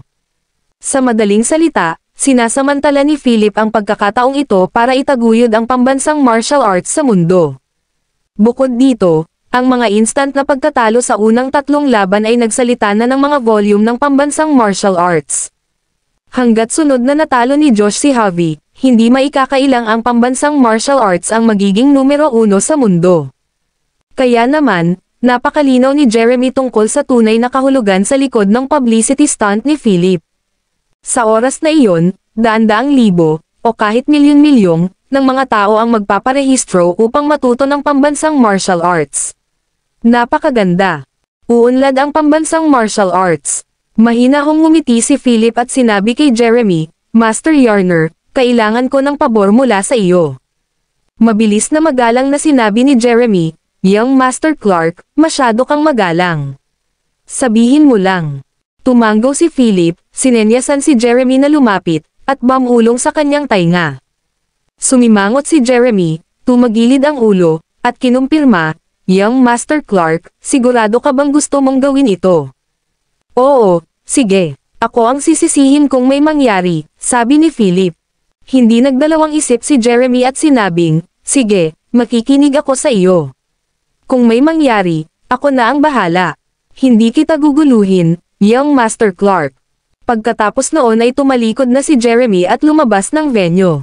Mabilis na nagtanong si Crawford, Young Master Clark, may kailangan ka ba sa akin? Nag-iisip pa rin si Philip nang may tumawag. Magalang na sinabi ni Buffer, Mr. Clark, naayos na ang lahat. Ikaw na ngayon ang executive ng World Martial Arts Association at nagmamay-ari ng lahat ng shares ng mga asset ng asosasyon na may kabuuang $240 million. Tumugon si Philip, magpadala ng abiso upang alisin ang mga miyembro ng pamilya Lopez sa Fuchsia. Kasabay nito, masusing imbestigahan ang mga lihim na nagpopondo kay Fuchsia. Kung makakita ka ng anumang problema, ipunan ang ebidensya at ibigay ito sa lokal na puwersa ng pulisya. Okay, Mr. Clark, ako na ang mag-aayos ngayon. Pagkatapos, sinabi niya sa sexy blonde na assistant sa tabi niya, sundin ang mga tagubilin ni Mr. Clark at isagawa ang mga ito sa lalong madaling panahon. Yes, Mr. President, sagot ng blonde na babaeng assistant. Pagkatapos, iginalaw niya ang kanyang balakang at umalis sa opisina ng Pangulo. Bumalik sa venue ng tournament. Sa entablado, sa sandaling ideklara ng host ang pagsisimula ng laban, sumiklab ang matinding away sa pagitan ng dalawang contenders. Ang buong stage ay puno ng male testosterone. Parang eksena lang sa kung fu movie ang mga hampas ng suntok at sipa na sinamahan ng adrenaline rush. Pasabog ang eksena. Ang puso ng mga manunood ay nasa kanilang lalamunan at mahirap hulaan ang kalalabasan. Walang inaasahan na makakalaban ni Josh ng pantay-pantay si Javi. Nakakaloka, malungkot ang mukha ni Rafael, at mahigpit na nakakuyom ang kanyang mga kamao. Talagang nagkaroon ng napakalakas na tao sa pambansang martial arts. Walang sino mang mababa sa antas ng ace ang magiging katugma. Maput, ang pambansang martial arts ay talagang itinago ang kanilang tunay na lakas. Maraming tao ang nagbahagi ng parehong saloobin kay Rafael Lopez. Sa mga manonood, maraming walang prinsipyong puwersa at pamilya ang natulala sa eksena sa entablado. Masyadong malakas, hindi nila inaasahan ang ganitong kabataang talento sa pambansang martial arts. Damn it, nasa panganib sila. Ang nag-iisang tagapagmana, Philip Clark, Kabanata 1366. Habang nag-iisip, dahan-daang itinoon ng grupo ng mga tao ang kanilang mga mata kay Philip na nakaupo sa hindi kalayuan ng auditorium. Nilalaro niya ang phone niya habang nakatukod ang mga paa niya. Nakaupo sa likuran niya ang 7 miyembro ng Dragon Warriors na may parehong walang malasakit at tamad na ugali. Ang ilan ay nakahawak pa sa kanilang mga ulo na may bored na ekspresyon sa kanilang mga mukha. Ano ang kahulugan nito? Ang grupong ito ng mga tao ay hindi kinabahan. Sa sandaling ito, muling lumitaw sa live broadcast ang nakangiting mukha ni Philip habang mahinahong sinabi, Josh, bilasin mo. Hinihintay kong gawin ang susunod na advertisement. Paf, halos mabulunan ang maraming manonood sa audience. Sus, masyadong malayo ang ginagawa nito. Hindi nila inilalagay sa kanilang mga mata ang pamilya Lopez ng Fuchsia. Sa entablado, nakita ni Javi ang inosente at gwapong mukha sa screen, agad na sumabog sa galit. Sa kinatatayuan, galit na napatayo ang mga miyembro ng pamilya Lopez habang galit na nakaturo kay Philip. Nagsimula silang magmura. Kaagad, dalawang grupo ng mga tao ang nagsimulang magmura sa isa't isa. Nanguna si Philip, humakbang sa upuan, at kinuha ang mikropono bago nagmura, isa pang salita mula sa iyo at pangungunahan ko ang aking mga tao upang sirain ang iyong pamilya Lopez. Nagkagulo. Hinihingal ang lahat. Natigilan din ang iba't ibang puwersa sa harap ng mga kamera. Matapang talaga itong lalaking nagngangalang Philip Clark. Masyado siyang masungit at masyadong mapangahas. Maraming tao na hindi nakakilala sa pagkakakilanlan ni Philip ang puno ng paghanga sa kanya sa sandaling ito. Isang huwaran. Hanggang sa sandaling ito ay may nakakilala kay Philip sa eksena at sumigaw, "Kilala ko siya." Siya ang nagtayo ng Confucius Temple sa Mount Fuji. Wow! Nagtayo ng templo. Damn it! Napakabaliw niyan. Ganun pala ang background niya. Sa sandaling binigkas ang mga salitang ito, nabigla ang buong lugar. Hindi, nagulat ang buong mundo. Alam ng karamihan sa mga tao sa eksena ang bawal na chismis na ito. Gayunpaman, dahil sa sadyang pagsupil sa loob ng komunidad ng Fuchsia, hindi na marami ang nagbigay pansin sa balitang ito sa paglipas ng panahon. Gayunpaman, nakatayo pa rin ang Confucius Temple sa Mount Fuji. Nang marinig ito ni Rafael at ng ilang majors, agad nilang tinitigan si Philip ng nagniningning na mga mata. Siya na talaga, masungit na sabi ng isa sa mga major. Swish! Agad na tumayo ang 7 major 2 metro ang layo kay Philip. Bawat isa na may mabangis na tingin, sinigawan nila siya, "Anak, itinayo mo ba ang Confucius Temple sa Mount Fuji noon?" Nagkibit-balikat si Philip at sinabing, "Paano kung gagawin ko?" Inamin niya. Sa isang iglap, tinutumbok ng 7 sa kanila si Philip na may malakas na hangarin sa pagpatay. Isa itong kahihiyan kay Fuchsia. Bilang majors, dapat nilang ipagtanggol ang karangalan ni Fuchsia. "Nililigawan mo si kamatayan," sigaw ng isa sa mga major at binato ng suntok si Philip. Ang nag-iisang tagapagmana, Philip Clark, Kabanata 1367. Ang lakas na nakapaloob sa suntok na ito ay lubhang nakakatakot. Ang isang ordinaryong tao na nataman ng suntok na ito ay maaaring patay o baldado. Maliwanag na ang mga major na ito ay umaatake para pumatay. Gayunpaman, sa pagharap sa suntok na ito, ganap na kalmado ang mga mata ni Philip at hindi siya kumikibo. Ang eksenang ito ay natural na na-broadcast ng live. Pawis na pawis ang buong audience at maging ang mga manunood na nanonood ng mga broadcast. Tapos na. Napahamak ang mayabang na batang ito. Iyon ay isang kilalang major mula sa Fuchsia. Gayunpaman, isang nakakagulat na eksena ang nangyari sa halip. Tumigil ang suntok ng major na iyon ng 1 pulgada ang layo sa dibdib ni Philip. Dahil sa mismong sandaling iyon, naramdaman niya ang isang napakalaking layunin ng pagpatay na kasing lawak ng karagatan na mahigpit na nakatutok sa kanya. Hindi lang siya, kundi ang 6 na majors na nakapaligid sa kanya ay naramdaman din ang napakatinding panginginig at pagpatay na layunin. Ito ay mas malakas pa kaysa sa layunin ng pagpatay ng isang ace.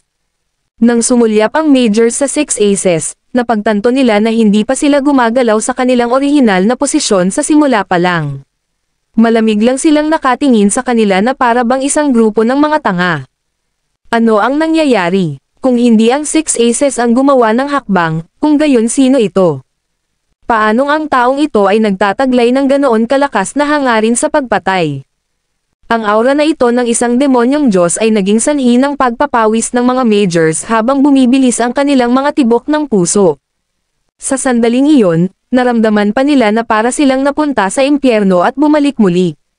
Isang malamig na boses ang umalangaw mula sa gilid sa oras na ito, "Gusto ba ng Fuchsia majors na kumilos laban sa aking young master?" Ang 7 major at ang mga taong nakapaligid sa kanila ay napatingin sa isang masculine figure sa karamihan. Fulton Hash. Kalmado siyang tumayo sa sandaling ito, ang bawat galaw niya ay may dalang tindi na makakahati ng mga bundok.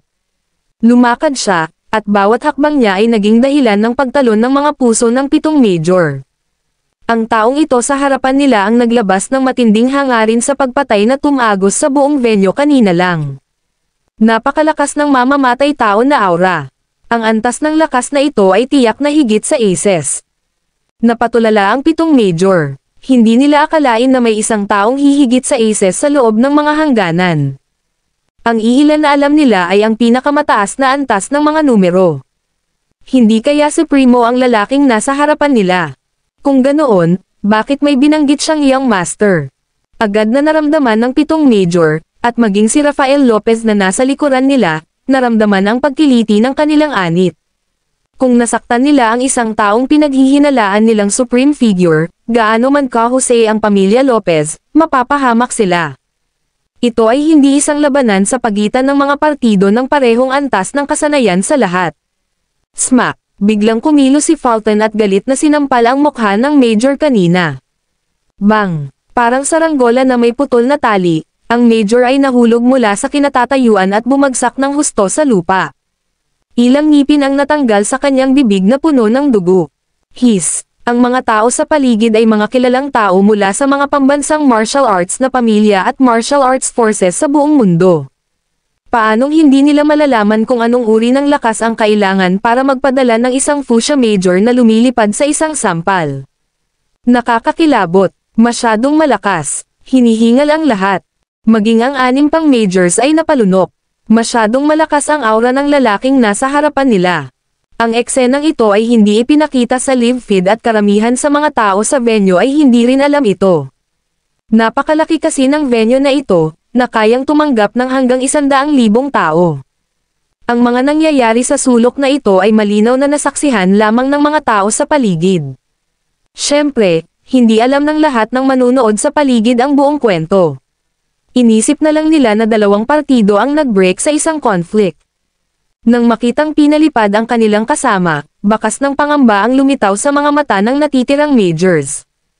Ang fighting spirit ng mga mandirigmang fuchsia ang tanging nagpapanatili sa kanila na nakatayo. Mabilis na humakbang si Rafael Lopez, nagmamadaling ngumiti, at sinabing, "This is a misunderstanding. Maaari ko bang malaman ang iyong pangalan?" Walang ibang pagpipilian. Kahit isang major ay pinalipad ng isang sampal lang. Kung magpapatuloy ito, posibleng ito na ang katapusan ng daan para sa 7 majors. Ang nag-iisang tagapagmana, Philip Clark, Kabanata 1368. Isang hindi pagkakaunawaan. Hindi na hinintay na sumagot si Fulton, malamig na bumantong hininga si Philip habang nanunuya kay Rafael Lopez at sa 6 na majors na nasa likuran niya. Ang ngiti niyang iyon ay nagpang-inig sa ilang majors. Ano ang sinusubukang gawin ng lalaking ito? Mr. Clark, kung may nagawa man tayong mali, ako, si Rafael Lopez, ay hihingi ng tawad sa iyo. Kumunot ang noo ni Rafael at ginawa ang pinakamalaking konsesyon. Wala siyang choice. Ang mga mata ng maladyos na figurang ito sa harapan ay nakalock sa kanila sa buong oras. Ngumiti si Philip at sinabing, "Mabuti. Dito, kunin ang mikropono. Nandoon ang camera. Humingi ng paumanhin sa akin sa harap ng lahat ng madla. Kaya mo ba yon?" Basag. Halos maduraj ang mga kamao ni Rafael na nakatago sa manggas sa lakas nito. Ang mapangahas na brat na ito ay sobrang-sobra. Mr. Clark, hindi na kailangan pang magmadali, di ba? Pagkatapos ng lahat, mayroon kaming kooperasyon at pagpapalitan ng kultura sa pagitan ng fuchsia martial arts at pambansang martial arts. Namilog ang mga mata ni Rafael habang nanlamig ang kanyang ekspresyon. Gayunpaman, ang sagot na nakuha niya ay malamig na salita ni Philip. Dahil ayaw mong humingi ng tawad, wala na akong magagawa. Fulton, sino mang gustong gumawa ng hakbang laban sa akin ngayon, baliin ang lahat ng kanilang mga paa. Oo, young master, sumagot si Fulton at isang nakakatakot na lamig ang bumalot sa buong katawan niya. Sa sandaling ito, ang mga ekspresyon kay Rafael at sa iba pang majors ay ganap na gumuho. Halos hindi sila makatayo sa ilalim ng pananakot ni Fulton. Masyadong malakas, tao pa ba siya? Nagpakulo si Rafael sa puot. Kung ang Fuchsia Martial Arts Circle ay natalo sa 7 majors na ito ay katumbas ng paglaslas sa kapangyarihan ng Fuchsia Martial Arts ng kalahati. Ang mga kahihinatnan ay hindi maiisip. Sa mismong sandaling iyon, nagsisigawan at hiyawan ang mga manunood. Sa eksena, pati na rin sa mga camera, pinaalis ni Josh si Javi sa stage. Ilang beses nagamulong si Javi sa lupa at natatakpan ng mga pasa. Nahihirapan siyang bumangon sa lupa at pasuray-suray, ngunit napaluhod siya sa sobrang sakit ng kanyang katawan. Natalo si Javi Lopez. Sa madla, ang mga mamamayan ay sumabog sa malakas na hiyawan at tagay. Para naman sa mga manunood ng fuchsia, nawasak sila at hindi makapaniwala sa eksenang nasa harapan nila. Natalo ang anak mo. Nakapagdesisyon ka na ba? Mahinahong tanong ni Philip. Napatingin si Rafael sa stage. Nakaluhod ang kanyang anak sa lupa sa sandaling nakayuko ang kanyang ulo. Natalo siya. Buong pagkatalo. Hindi siya makapaniwala na kayang talunin ng isang solong tao ang pinakamakapangyarihang inapo ng Fuchsia Boxing. Natahimik si Rafael, at malungkot ang mukha. Habang nag-aalinlangan si Rafael, kinuha na ni Philip ang mikropono at sumigaw sa audience. After today, who dares to say that there's no one in our country's martial arts who's a worthy opponent? Kung sino man ang ayaw pa ring maniwala, umakyat sa entablado at hamanin kami. Kung kaya mong talunin ang tao sa entablado, ang pambansang martial arts ay aalis sa mundo ng martial arts arena. Wow! Hamanin ng isang tao ang lahat ng kalahok na delegasyon. Ito ay masyadong pasabog. Gayunpaman, walang umakyat sa entablado. Hindi sila bobo. Malinaw na nakita ng lahat ang nangyari. Sa stage na iyon, parang bundok si Josh Clancy. Ang pambansang martial arts ay tunay na walang talo. Okay, dahil walang handang humarap sa hamon, ipinapahayag ko na ang pambansang martial arts ang magiging nangungunang martial arts sa mundo. Kung may mga umuulit na nagkasala, ako mismo ang pupunta sa inyong mga pamilya at rehiyon para humingi ng paliwanag. Tumingin si Philip sa camera at malamig na sumigaw. Natahimik ang audience. Pagkatapos, humarap siya kay Rafael at sinabing, isa lang ang pagkakataon mo. Humingi ng paumanhin, kung hindi, dadalhin ko ang aking mga tao upang durugan ang iyong Fuchsia Martial Arts Circle. Ang nag-iisang tagapagmana, Philip Clark, Kabanata 1369. Umalangaw-ngaw sa buong madla ang mataimtim na pagsaway. Natahimik ang buong venue sa sandaling ito. Napatingin ang lahat sa dalawang magkasalungat na grupo ng mga tao sa mataas na plataporma. Ang eksenang ito ay na-broadcast din ng live sa mundo. Ang mga kinatawan ng pambansang martial arts ay humarap sa mga kinatawan mula sa Fuchsia Martial Arts Circle. Ang lahat ng mga mamamayan sa venue ay naghihintay na may halong hininga.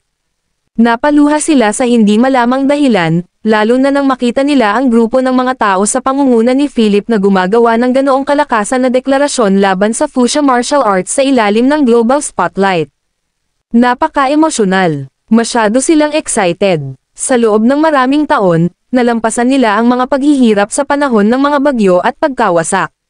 Maraming emosyon ang nakabaon sa kanilang laman at dugo, nakaukit sa kanilang mga buto.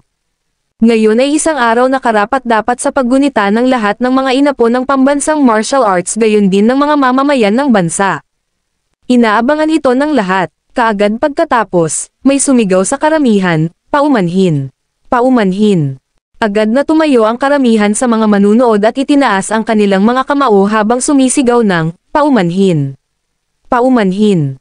Sa isang venue na kayang tumanggap ng 100,000 katao, ang tunog ay parang dagandong ng kulog at dagandong ng avalanche. Nakakamangha, ang mga sigaw na dumating sa mga alon ay hamampod sa kalangitan. Pamatak din ang emosyon ng karamihan. Sa kabaligtaran, tanging ang delegasyon ng Fuchsia Martial Arts Circle ang may hindi maihahambing na malungkot na mukha. Halos hindi nila magawa ang pressure. Yan ang mga sigaw ng buong karamihan. Lahat ay ini-broadcast ng live sa buong mundo. Nanginginig ang mga kamay ni Rafael, at puno rin ng malamig na pawis ang noo sa likod niya, puno ng puot ang mga mata ng 6 na major. Sobra na ito. Gayunpaman, ito ang katotohanan. Mr. Clark, gusto mo ba talagang umabot hanggang dito? Talo ang pamilya Lopez ngayon, pero hindi ibig sabihin na natalo na ang Fuchsia Martial Arts. Sana ay mag-isip ka ng 2 beses at huwag masyadong lumayo, Mr. Clark. Sinubukan ni Rafael na gawin ang huling desperadong pagtatangka. Dahil kapag humingi siya ng paumanhin, mapapahiya ang buong Fuchsia Martial Arts Circle. Magiging kahihiyan din ang pamilya Lopez sa Fuchsia Martial Arts Circle. Masyadong malayo, ngumisi si Philip, nang ang mga miyembro ng pamilya mong Lopez ay tumuntong sa teritoryong ito, nakipaglaban sa ating Martial Arts Circle, at ginawa ang lahat ng gusto nila, bakit hindi mo naisip na lumampas sila? Noong itinuring ng iyong Fuchsia Martial Arts ang ating pambansang martial arts bilang isang stepping stone para makarating sa tuktok, bakit hindi mo naisip na lumayo ka? Nang ikaw, Rafael Lopez, ay nagpakita ng iyong mga pangil sa pamilya Jensen at sa pambansang martial arts, bakit hindi mo naisip na lumayo ka? Tatlong sunod-sunod na tanong, bawat isa ay may dalang kakilakilabot na panginginig. Lalong nagdilim ang mukha ni Rafael sa bawat tanong at umatras siya ng kalahating hakbang.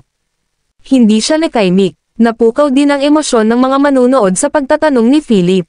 Lalong lumakas ang mga sigawan. Paumanhin, dapat humingi ng tawad si Fuchsia. Dapat humingi ng tawad ang pamilya Lopez. Nang marinig ang mga sigaw, halos hindi napigilan ni Rafael ang kanyang ekspresyon. Tinitigan niya si Philip na nanlalamig sa gilid ng kanyang mga mata at naginis siya ng masama, Mr. Clark, hinahangaan ko ang iyong katapangan at kayamanan, ngunit pumanaw na si Mr. Jensen. To tell you the truth, ang posisyon ng pamilya Jensen bilang director ng board ng World Martial Arts Association ay malapit nang mapalitan ng pamilya Kong Lopez. Tatapakan pa rin ang iyong pambansang martial arts sa ilalim ng mga paa ni Fuchsia. Ano ang mahalaga kung ang kalaban ay nagpakita ng kaunting lakas? Ang nag-iisang tagapagmana, Philip Clark, Kabanata 1370. Hanggat sila ang pumalit sa posisyon bilang direktor ng lupon ng World Martial Arts Association, ang pamilya Lopez at maging ang Fuchsia Martial Arts Circle ay magkakaroon ng mga hindi pa nagagawang pagkakataon para sa pag-unlad. Gaano man kalakas ang pambansang martial arts, ang mga taong ito ay hindi maglalakas loob na hayagang harapin ang World Martial Arts Association. Iyon ay nanganganib sa isang paghaharap sa buong mundo. Gayunpaman, mahinang ngumiti si Philip kasabay ng pagkibit balikat at sinabing, maaari kang tumawag at magtanong kung ano na ngayon ang posisyon ng pamilya mong Lopez sa World Martial Arts Association. Nang marinig ito, sumimangot si Rafael at malamig na nagtanong, ano ang ibig mong sabihin? Naramdaman ni Rafael ang isang pahiwatig ng panganib. Lalo na nang makita niya ang mga mata ni Philip, nasabi niya na parang confident ang kabilang partido. May trump card ba siya? Posible kayang kontrolin pa niya ang World Martial Arts Association? Imposible. Ito ay isang internasyonal na asosasyon, isang alyansa ng mga martial arts na pamilya at puwersa mula sa lahat ng rehiyon ng mundo. Paano kaya siya? Gayunpaman, ang mga sumunod na salita ni Philip ay nagpaunawa kay Rafael na nagbago ang mga bagay. Malamig na sabi ni Philip, "Excuse me, but just 10 minutes ago, ang iyong pamilya Lopez, kasama ang lahat ng iba pang mga tao na inayos ng Fuchsia Martial Arts Circle sa World Martial Association, ay na-revoke na ang iyong membership. Higit pa rito, ang pamilya Lopez ang magiging unang target ng panunupil ng asosasyon." Bulsh asterisk T. Galit na ikinuyom ni Rafael ang kanyang mga kamao. Imposible. Siguradong nagsisinungaling siya. Si Fuchsia ay nasa World Martial Arts Association sa loob ng maraming taon. Paano sila bababa ng ganoon lang? Biglaan. Walang humpay na tumunog ang isang telepono. Tumalon ang puso ni Rafael at ng pamilya Lopez sa ringtone na iyon. Hindi naman siguro ito nagkataon, di ba? Mabilis na sinagot ni Rafael ang tawag at nagtampo, damn it. Ano ito? Sa kabilang dulo ng linya ay ang boses ng isang nag-aalalang nasa katanghaliang gulang na lalaki. Master Rafael, may nangyari na. Ngayon pa lang, opisyal na ipinaalam sa amin ng World Martial Arts Association na na-revoke na ang membership ng pamilya naming Lopez. Sinipsip ni Rafael ang malamig na hangin. Ito ay talagang totoo. Anong nangyari? Paano ito posible? Galit na sigaw ni Rafael. Kasabay nito ay ang tingin niya sa walang pakialam na si Philip. Siya ba talaga? Master Rafael, hindi rin namin alam kung ano ang nangyayari. Nabalitaan naming nagbago na ang big boss sa likod ng asosasyon. 20. Ilang minuto ang nakalipas, may pilit na binili ang asosasyon at pinaalis ang lahat ng iba pang shareholder. Bukod dito, ilang mga manager na nakausap namin ay tinanggal din sa asosasyon 10 minuto na ang nakalipas. Nagpatuloy sa pagpapaliwanag ang lalaki na may pag-aalala at nanginginig ang tono. Nang marinig ito, sa wakas ay naunawaan na ni Rafael. May isang taong puwersahang kinuha ang World Martial Arts Association. Sino ito? Philip Clark. Walang paraan para malaman ni Rafael, ngunit mayroon siyang nasa isip at iyon ay ang binata sa kanyang harapan. Maput, talagang mayroon siyang ganoong paraan at kapangyarihan. In-end ni Rafael ang tawag. Na may maitim na mukha, Tinitigan niya si Philip nang hindi umiimik ng matagal. Malamig ding tiningnan ni Philip ang kabilang partido. Sa wakas, hindi nakayanan ni Rafael ang pressure. Yumuko siya at sinabing, sa ngalan ng pamilya Lopez, ako, si Rafael Lopez, humihingi ng tawad sa inyong lahat. Anong sabi mo? Magsalita ka ng malakas, hindi kita marinig, mataray na sabi ni Philip. Nang marinig niya ito, sisabog na sa galit si Rafael. Mahigpit niyang pinisil ang mga kamao. Sa ilalim ng nagbabagang mga tingin ng mga manunood at ng surround view camera, magalang siyang yumuko muli at sumigaw, pasensya na. Ako, si Rafael Lopez, sa ngalan ng pamilya Lopez, ay humihingi ng paumanhin sa pambansang martial arts circle at sa inyong lahat. Ang nag-iisang tagapagmana, Philip Clark, Kabanata 1371. Ang paghingi ng tawad na ito ay narinig ng buong audience at ng mga manunood sa buong mundo na nanonood ng mga live na broadcast. Ang pamilya Lopez ay opisyal na iniyuko ang kanilang mga ulo sa pambansang martial arts. Sa sandaling ito, ang buong venue ay dagandong. Maraming tao ang nagyakapan at umiyak sa tuwa. Hindi ito naging madali. Ang pambansang martial arts ay hangina sa mga nakaraang taon at patuloy na pinapuna ng maraming tao, kahit na pinahiya ng mga dayuhang grupo ng martial arts. Ang mga tagapagmana ng pambansang martial arts, pati na rin ang mga alagad ng mga pambansang martial arts na pamilya, ay matagal nang nagkaroon ng sapat. Kabilang sa mga ito, ang Fuchsia Martial Arts Circle ay nagtatarget sa pambansang martial arts. Sa mga pangunahing kompetisyon, walang tigil ang pagpuna at kahihiyan sa pambansang martial arts. Gayunpaman, ngayon, ang pamilya Lopez, ang unang pamilya ng Fuchsia Boxing, ay humingi ng paumanhin sa pambansang martial arts. Excited ang lahat. Maraming pinuno at alagad ng pambansang martial arts na mga pamilya ang namumula sa mga mata sa sandaling ito. Matagal na nilang hinihintay ang araw na ito. Sinisikap nilang buhayin ang pambansang martial arts. Maging ang mga miyembro ng pamilyang Jensen ay labis na nasasabik sa sandaling ito. Punong-puno ng luha ang mga mata ni Crawford habang tumibok ang kanyang puso. Sinulyapan niya ang memorial plaque ng matandang master at sinabi sa kanyang puso, Ama, tiyak na pinapanood ito ng iyong espiritu sa langit. Humingi ng paumanhin si Fuchsia sa ating pambansang martial arts. Nangyari ang lahat ng ito dahil kay Young Master Clark. Siya ang dakilang benefactor ng ating pambansang martial arts. Sabay tingin ni Philip kay Rafael at sa iba pa ng matamlay habang sumigaw, dahil humingi ka ng tawad, magwala ka. Parang sinaunang kampana, umalangaw-ngaw ang kanyang boses at mabilis na umalangaw-ngaw sa buong venue. Palihim na ikinuyom ni Rafael ang kanyang mga kamao at umalis sa venue kasama ang kanyang mga tao.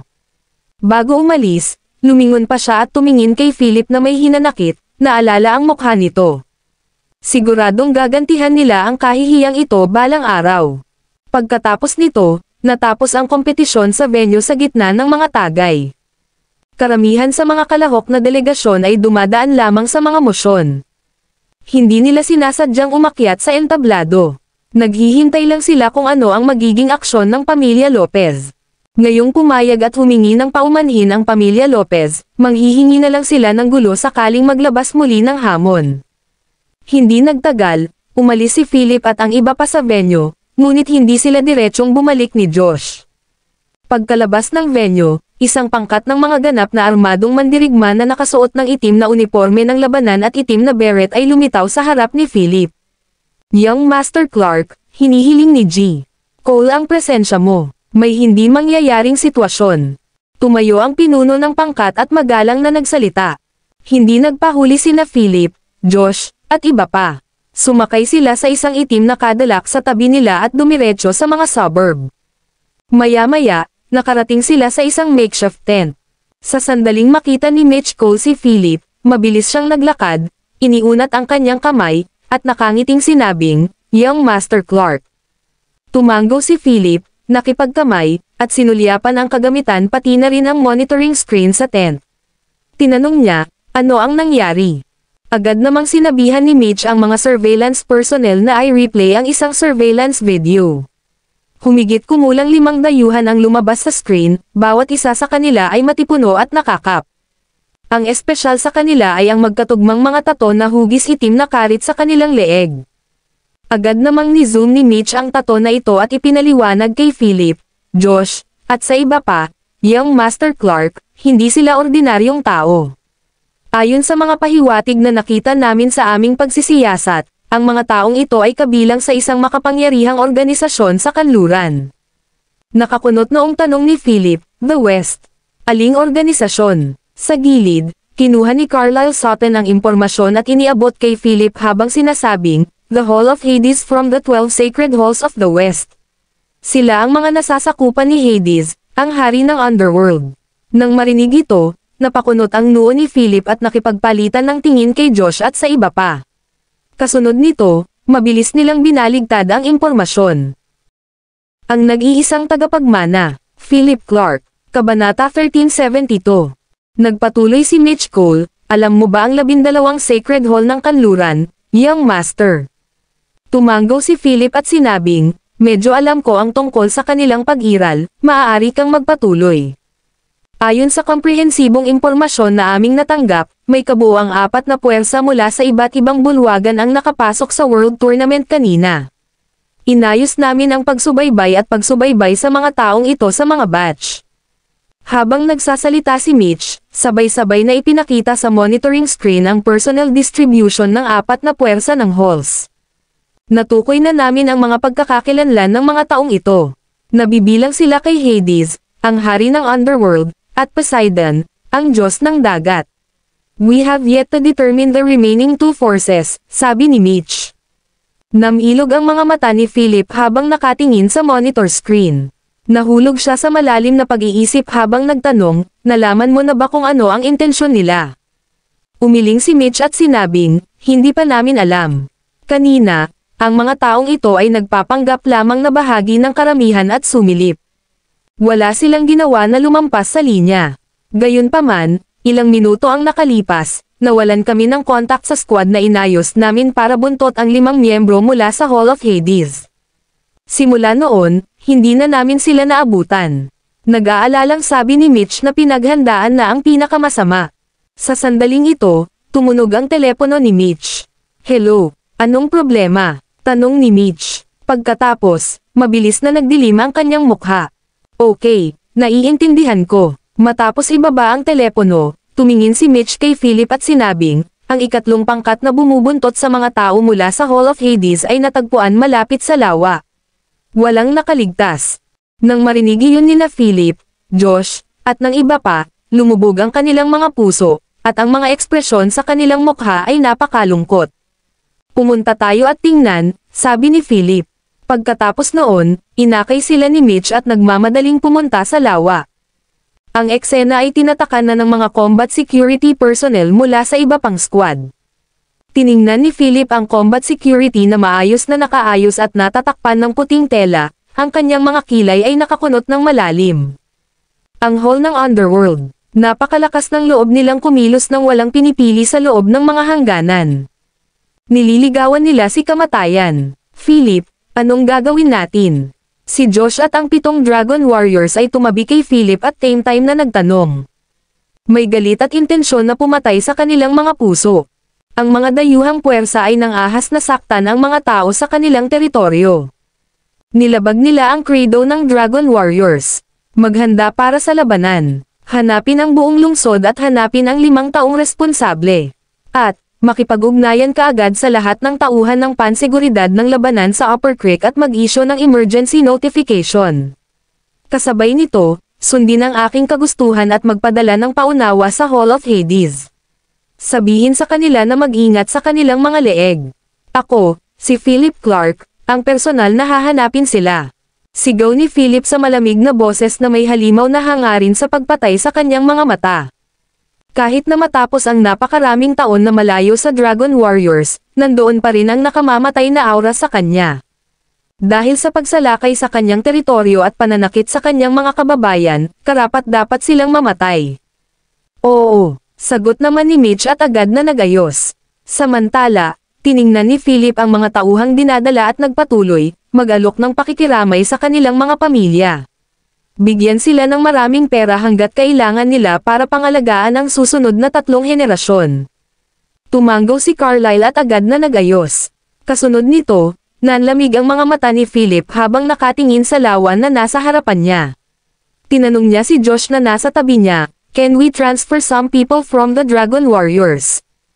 Umiling si Josh at sinabing, "Mahirap sabihin." Ang guro ay nahaharap din sa kanilang mga problema sa kanyang panig. Ang mga puwersa sa 6 na lugar ay patuloy na nagbabantay sa amin. Ang mga bagay ay seryoso sa isang panig na may maraming ganap. Tumanggo si Philip, nag-isip tungkol dito, at kinuha ang kanyang telepono. Matapos ay dial ang isang numero, sinabi niya, "Tito Tim, kailangan kong humiram ng ilang tao sa iyo."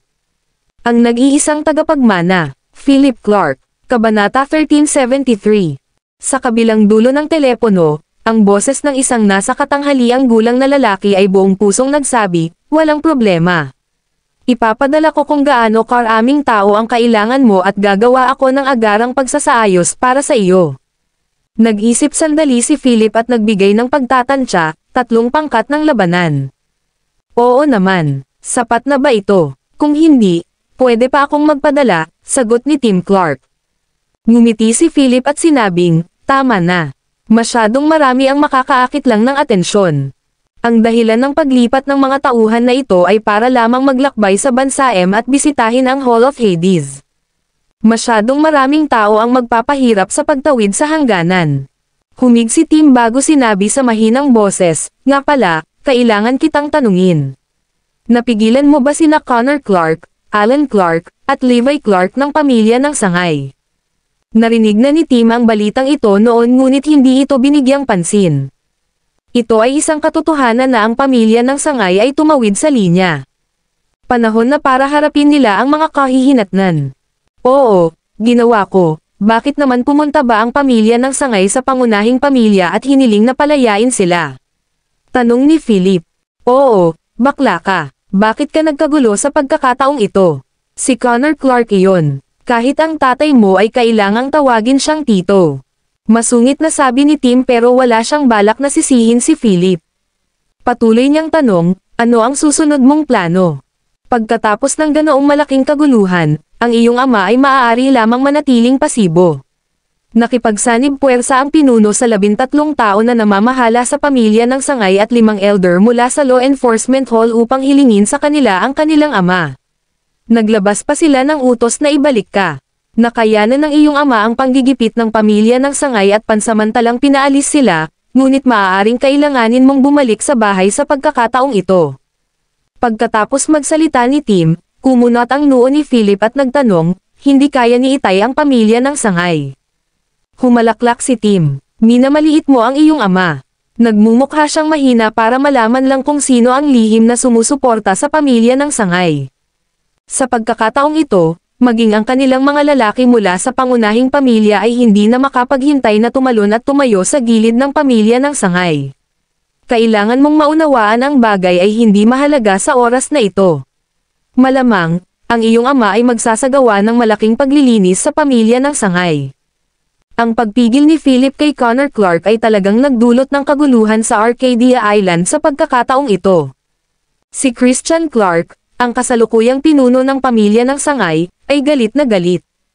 Ito ay dahil si Connor Clark ang kanyang ama. Kung ang balita tungkol sa kanyang ama na pinigil ng isang junior mula sa pangunahing pamilya ay lumabas, ito ay isang kahihiyan para sa sangay na pamilya Clark.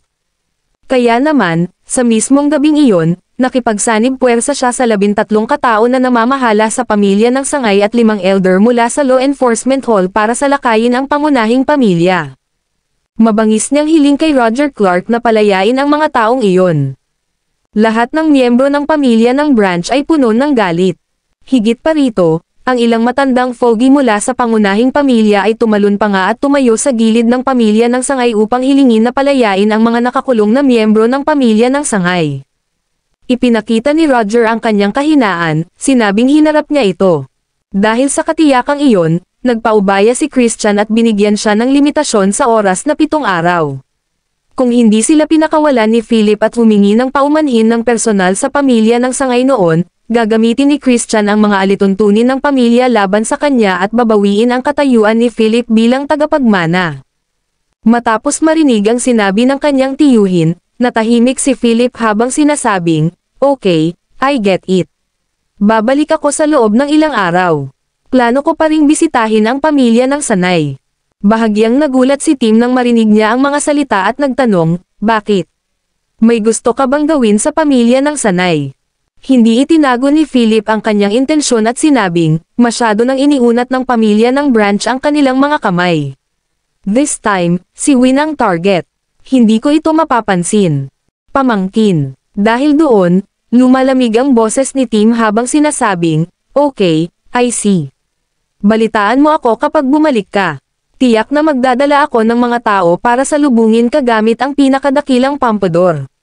Ipakita natin ang mga brats ng Branch family na magiging master ng Arcadia Island. Sa sinabi nito, parehong natawa sina Tim at Philip. Ang nag-iisang tagapagmana, Philip Clark, Kabanata 1374. Pagkababa ng telepono, hindi nagtagal dito si Philip bagkos ay bumalik sa hotel kasama si Josh at ang iba pa. Ang resulta ng World Tournament ay ipinasa sa pamilya Jensen. Si Connor Clark naman at ang iba pa, binabantayan sila ng mga tao ni Theo. Nakonfine lang sila sa isang hotel nang walang iba pang labis na paggamot. Ang ilan sa kanila ay nakakulong sa silid na may masasarap na pagkain at inumin. Hindi lang nila kayang makipag-usap sa labas ng mundo. Sobrang hateful. How dare Philip detain us like this? Napaka-emosyonal ni Allen sa sandaling iyon, paikot-ikot sa silid na puno ng galit ang mukha. Tinanguan ito ni Connor. Tahimik siyang nakaupo sa sofa, umiinom ng kape at nagbabasa ng dyaryo. Aniya, Allen, huwag kang gumala. Umupo ka lang at magpakatatag. Gusto kong makita kung ano ang kayang gawin ng batang iyon. Connor, bakit ang tahimik mo? Sinusubukan ni Philip na kumilos laban sa aming pamilya ng sangay. Puno ng hinanakit ang mukha ni Allen. Ang moldito na si Philip. How dare he treat him like this? Naglakas loob pa siyang i-detain ang kuya niya. Kapag bumalik siya sa Arcadia Island pagkatapos nito, kailangan niyang magdala ng ilang tao sa pangunahing pamilya at gumawa ng malaking kaguluhan. Nakangiting walang pakialam si Connor at sinabing, walang silbi ang pagkabalisa. Dito kami nakakulong. Ano pa ang magagawa natin?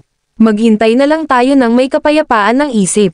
Sa tingin mo ba ay nangangahas si Philip na patayin tayo? May basehan si Connor para sabihin iyon. Kung tutusin, sa kanyang edad, anong mga unos ang hindi niya nalampasan? Ang isang junior na hindi nagmana ng posisyon ng ulo ng pamilya ay hindi nararapat na alalahanin. Lumapit si Levi nang nakakast ang isang kamay sa oras na ito at nagtanong na puno ng pagdududa, Lolo, may trump card ka pa ba? Tumingin si Connor sa kanyang apo at ngumisi habang sinasabing, ang apo ko pa rin ang pinakamatalino at talagang karapat-dapat na maging susunod na pinuno. Ayon, maaga akong bumaba sa pwesto bilang chieftain para lang mapadali ang plano ko. Ang pangunahing pamilyang Clark ay mapabilang sa pamilya ng Sanay sa madaling panahon. Levi, kailangan mong magtrabaho ng husto. Ilang dekada na kaming naghahanda ng tatay mo para suportahan ka para pumalit sa posisyon ng pinuno ng pamilya Clark. Naiintindihan mo ba? Ang patriarch ng pamilya Clark. Nabigla si Levi nang marinig niya ito. Agad siyang natuwa at nagtanong, Lolo, totoo ba talaga? Ako, si Levi Clark, pwede bang umupo sa posisyon ng ulo ng pamilya Clark? Tuwang-tuwa din si Allen. Alam niyang maraming plano ang kanyang kuya sa paglipas ng mga taon. Gayunpaman, ang posisyon ng pinuno ng pamilyang Clark ay isang bagay na hindi niya kailanman pinanghahawakang isipin. Ngayon, para masabi ni Connor ang ganito, inilalagay niya ang buong pamilya ng Branch sa taya. Connor, nagsasabi ka ba ng totoo? Excited ding tanong ni Allen. Bumangon si Connor sa oras na ito, sumandal sa kanyang tungkod na naglalakad, at naglakad papunta sa French window. Nakatingin sa matataas na gusali sa labas na may singkit na mga mata, sinabi niya, hindi na masyadong malayo ang araw na ito. Si Levi ngayon ay ganap na abala sa kanyang pangarap na maging pinuno ng pamilya Clark. Habang iniisip niya ito, lalo siyang nasasabik. Lolo, huwag kang mag-alala. Hanggat ako ang patriarch ng pamilyang Clark, tiyak na aakayin ko ang pamilya Clark sa higit na kaluwalhatian. Seryosong sabi ni Levi na puno ng emosyon ang mga mata. Bang! Biglang bumukas ang pinto ng suite. Nako, lumalabas na ang pamilya ng sangay ay nag-iimbot sa posisyon ng pangunahing pamilya. Isang malamig na boses ang umalangaw-ngaw sa buong suite. Sa boses, lumingon si Connor at ang iba pa sa pinto at nakita si Philip na nakatayo doon na nakakunot ang noo. Galit na galit ang itsura niya. Ang nag-iisang tagapagmana, Philip Clark, Kabanata 1375. Kailan dumating ang batang ito? Ngayon lang ba narinig ni Philip ang usapan nila? Nagdilim ang mukha ni Connor nang lumitaw ang malamig na halik sa kanyang mga mata. Nagpanik din sina Allen at Levi. Kung tutusin, masyadong confidential ang kanilang napag-usapan. Gusto nilang lumampas sa linya at subukang muli ang kapangyarihan ng pangunahing pamilyang Clark. Magugulat ang sinumang makarinig nito. Higit pa rito, nakatayo sa pintuan ang tagapagmana ng pamilya Clark, si Philip Clark. Ito ay masama. Sumulyap si Levi kay Connor at mamulong, "Lolo, ano ang dapat nating gawin?" Sa tingin mo ba narinig niya ang lahat? Medyo naguguluhan pa rin si Levi. Kung tutusin, kung ngayon lang narinig ng pangunahing pamilya ang mga taksil na salita na iyon, talagang mapapatalsik siya sa pamilya Clark. Maging ang pamilya ng Sanay ay mahihirapan. Ang ganitong uri ng bagay ay kailangang gawin ng palihim. Kung ito ay ilalabas sa bukas, ito ay magiging hamon sa prestihiyo ng pangunahing pamilya.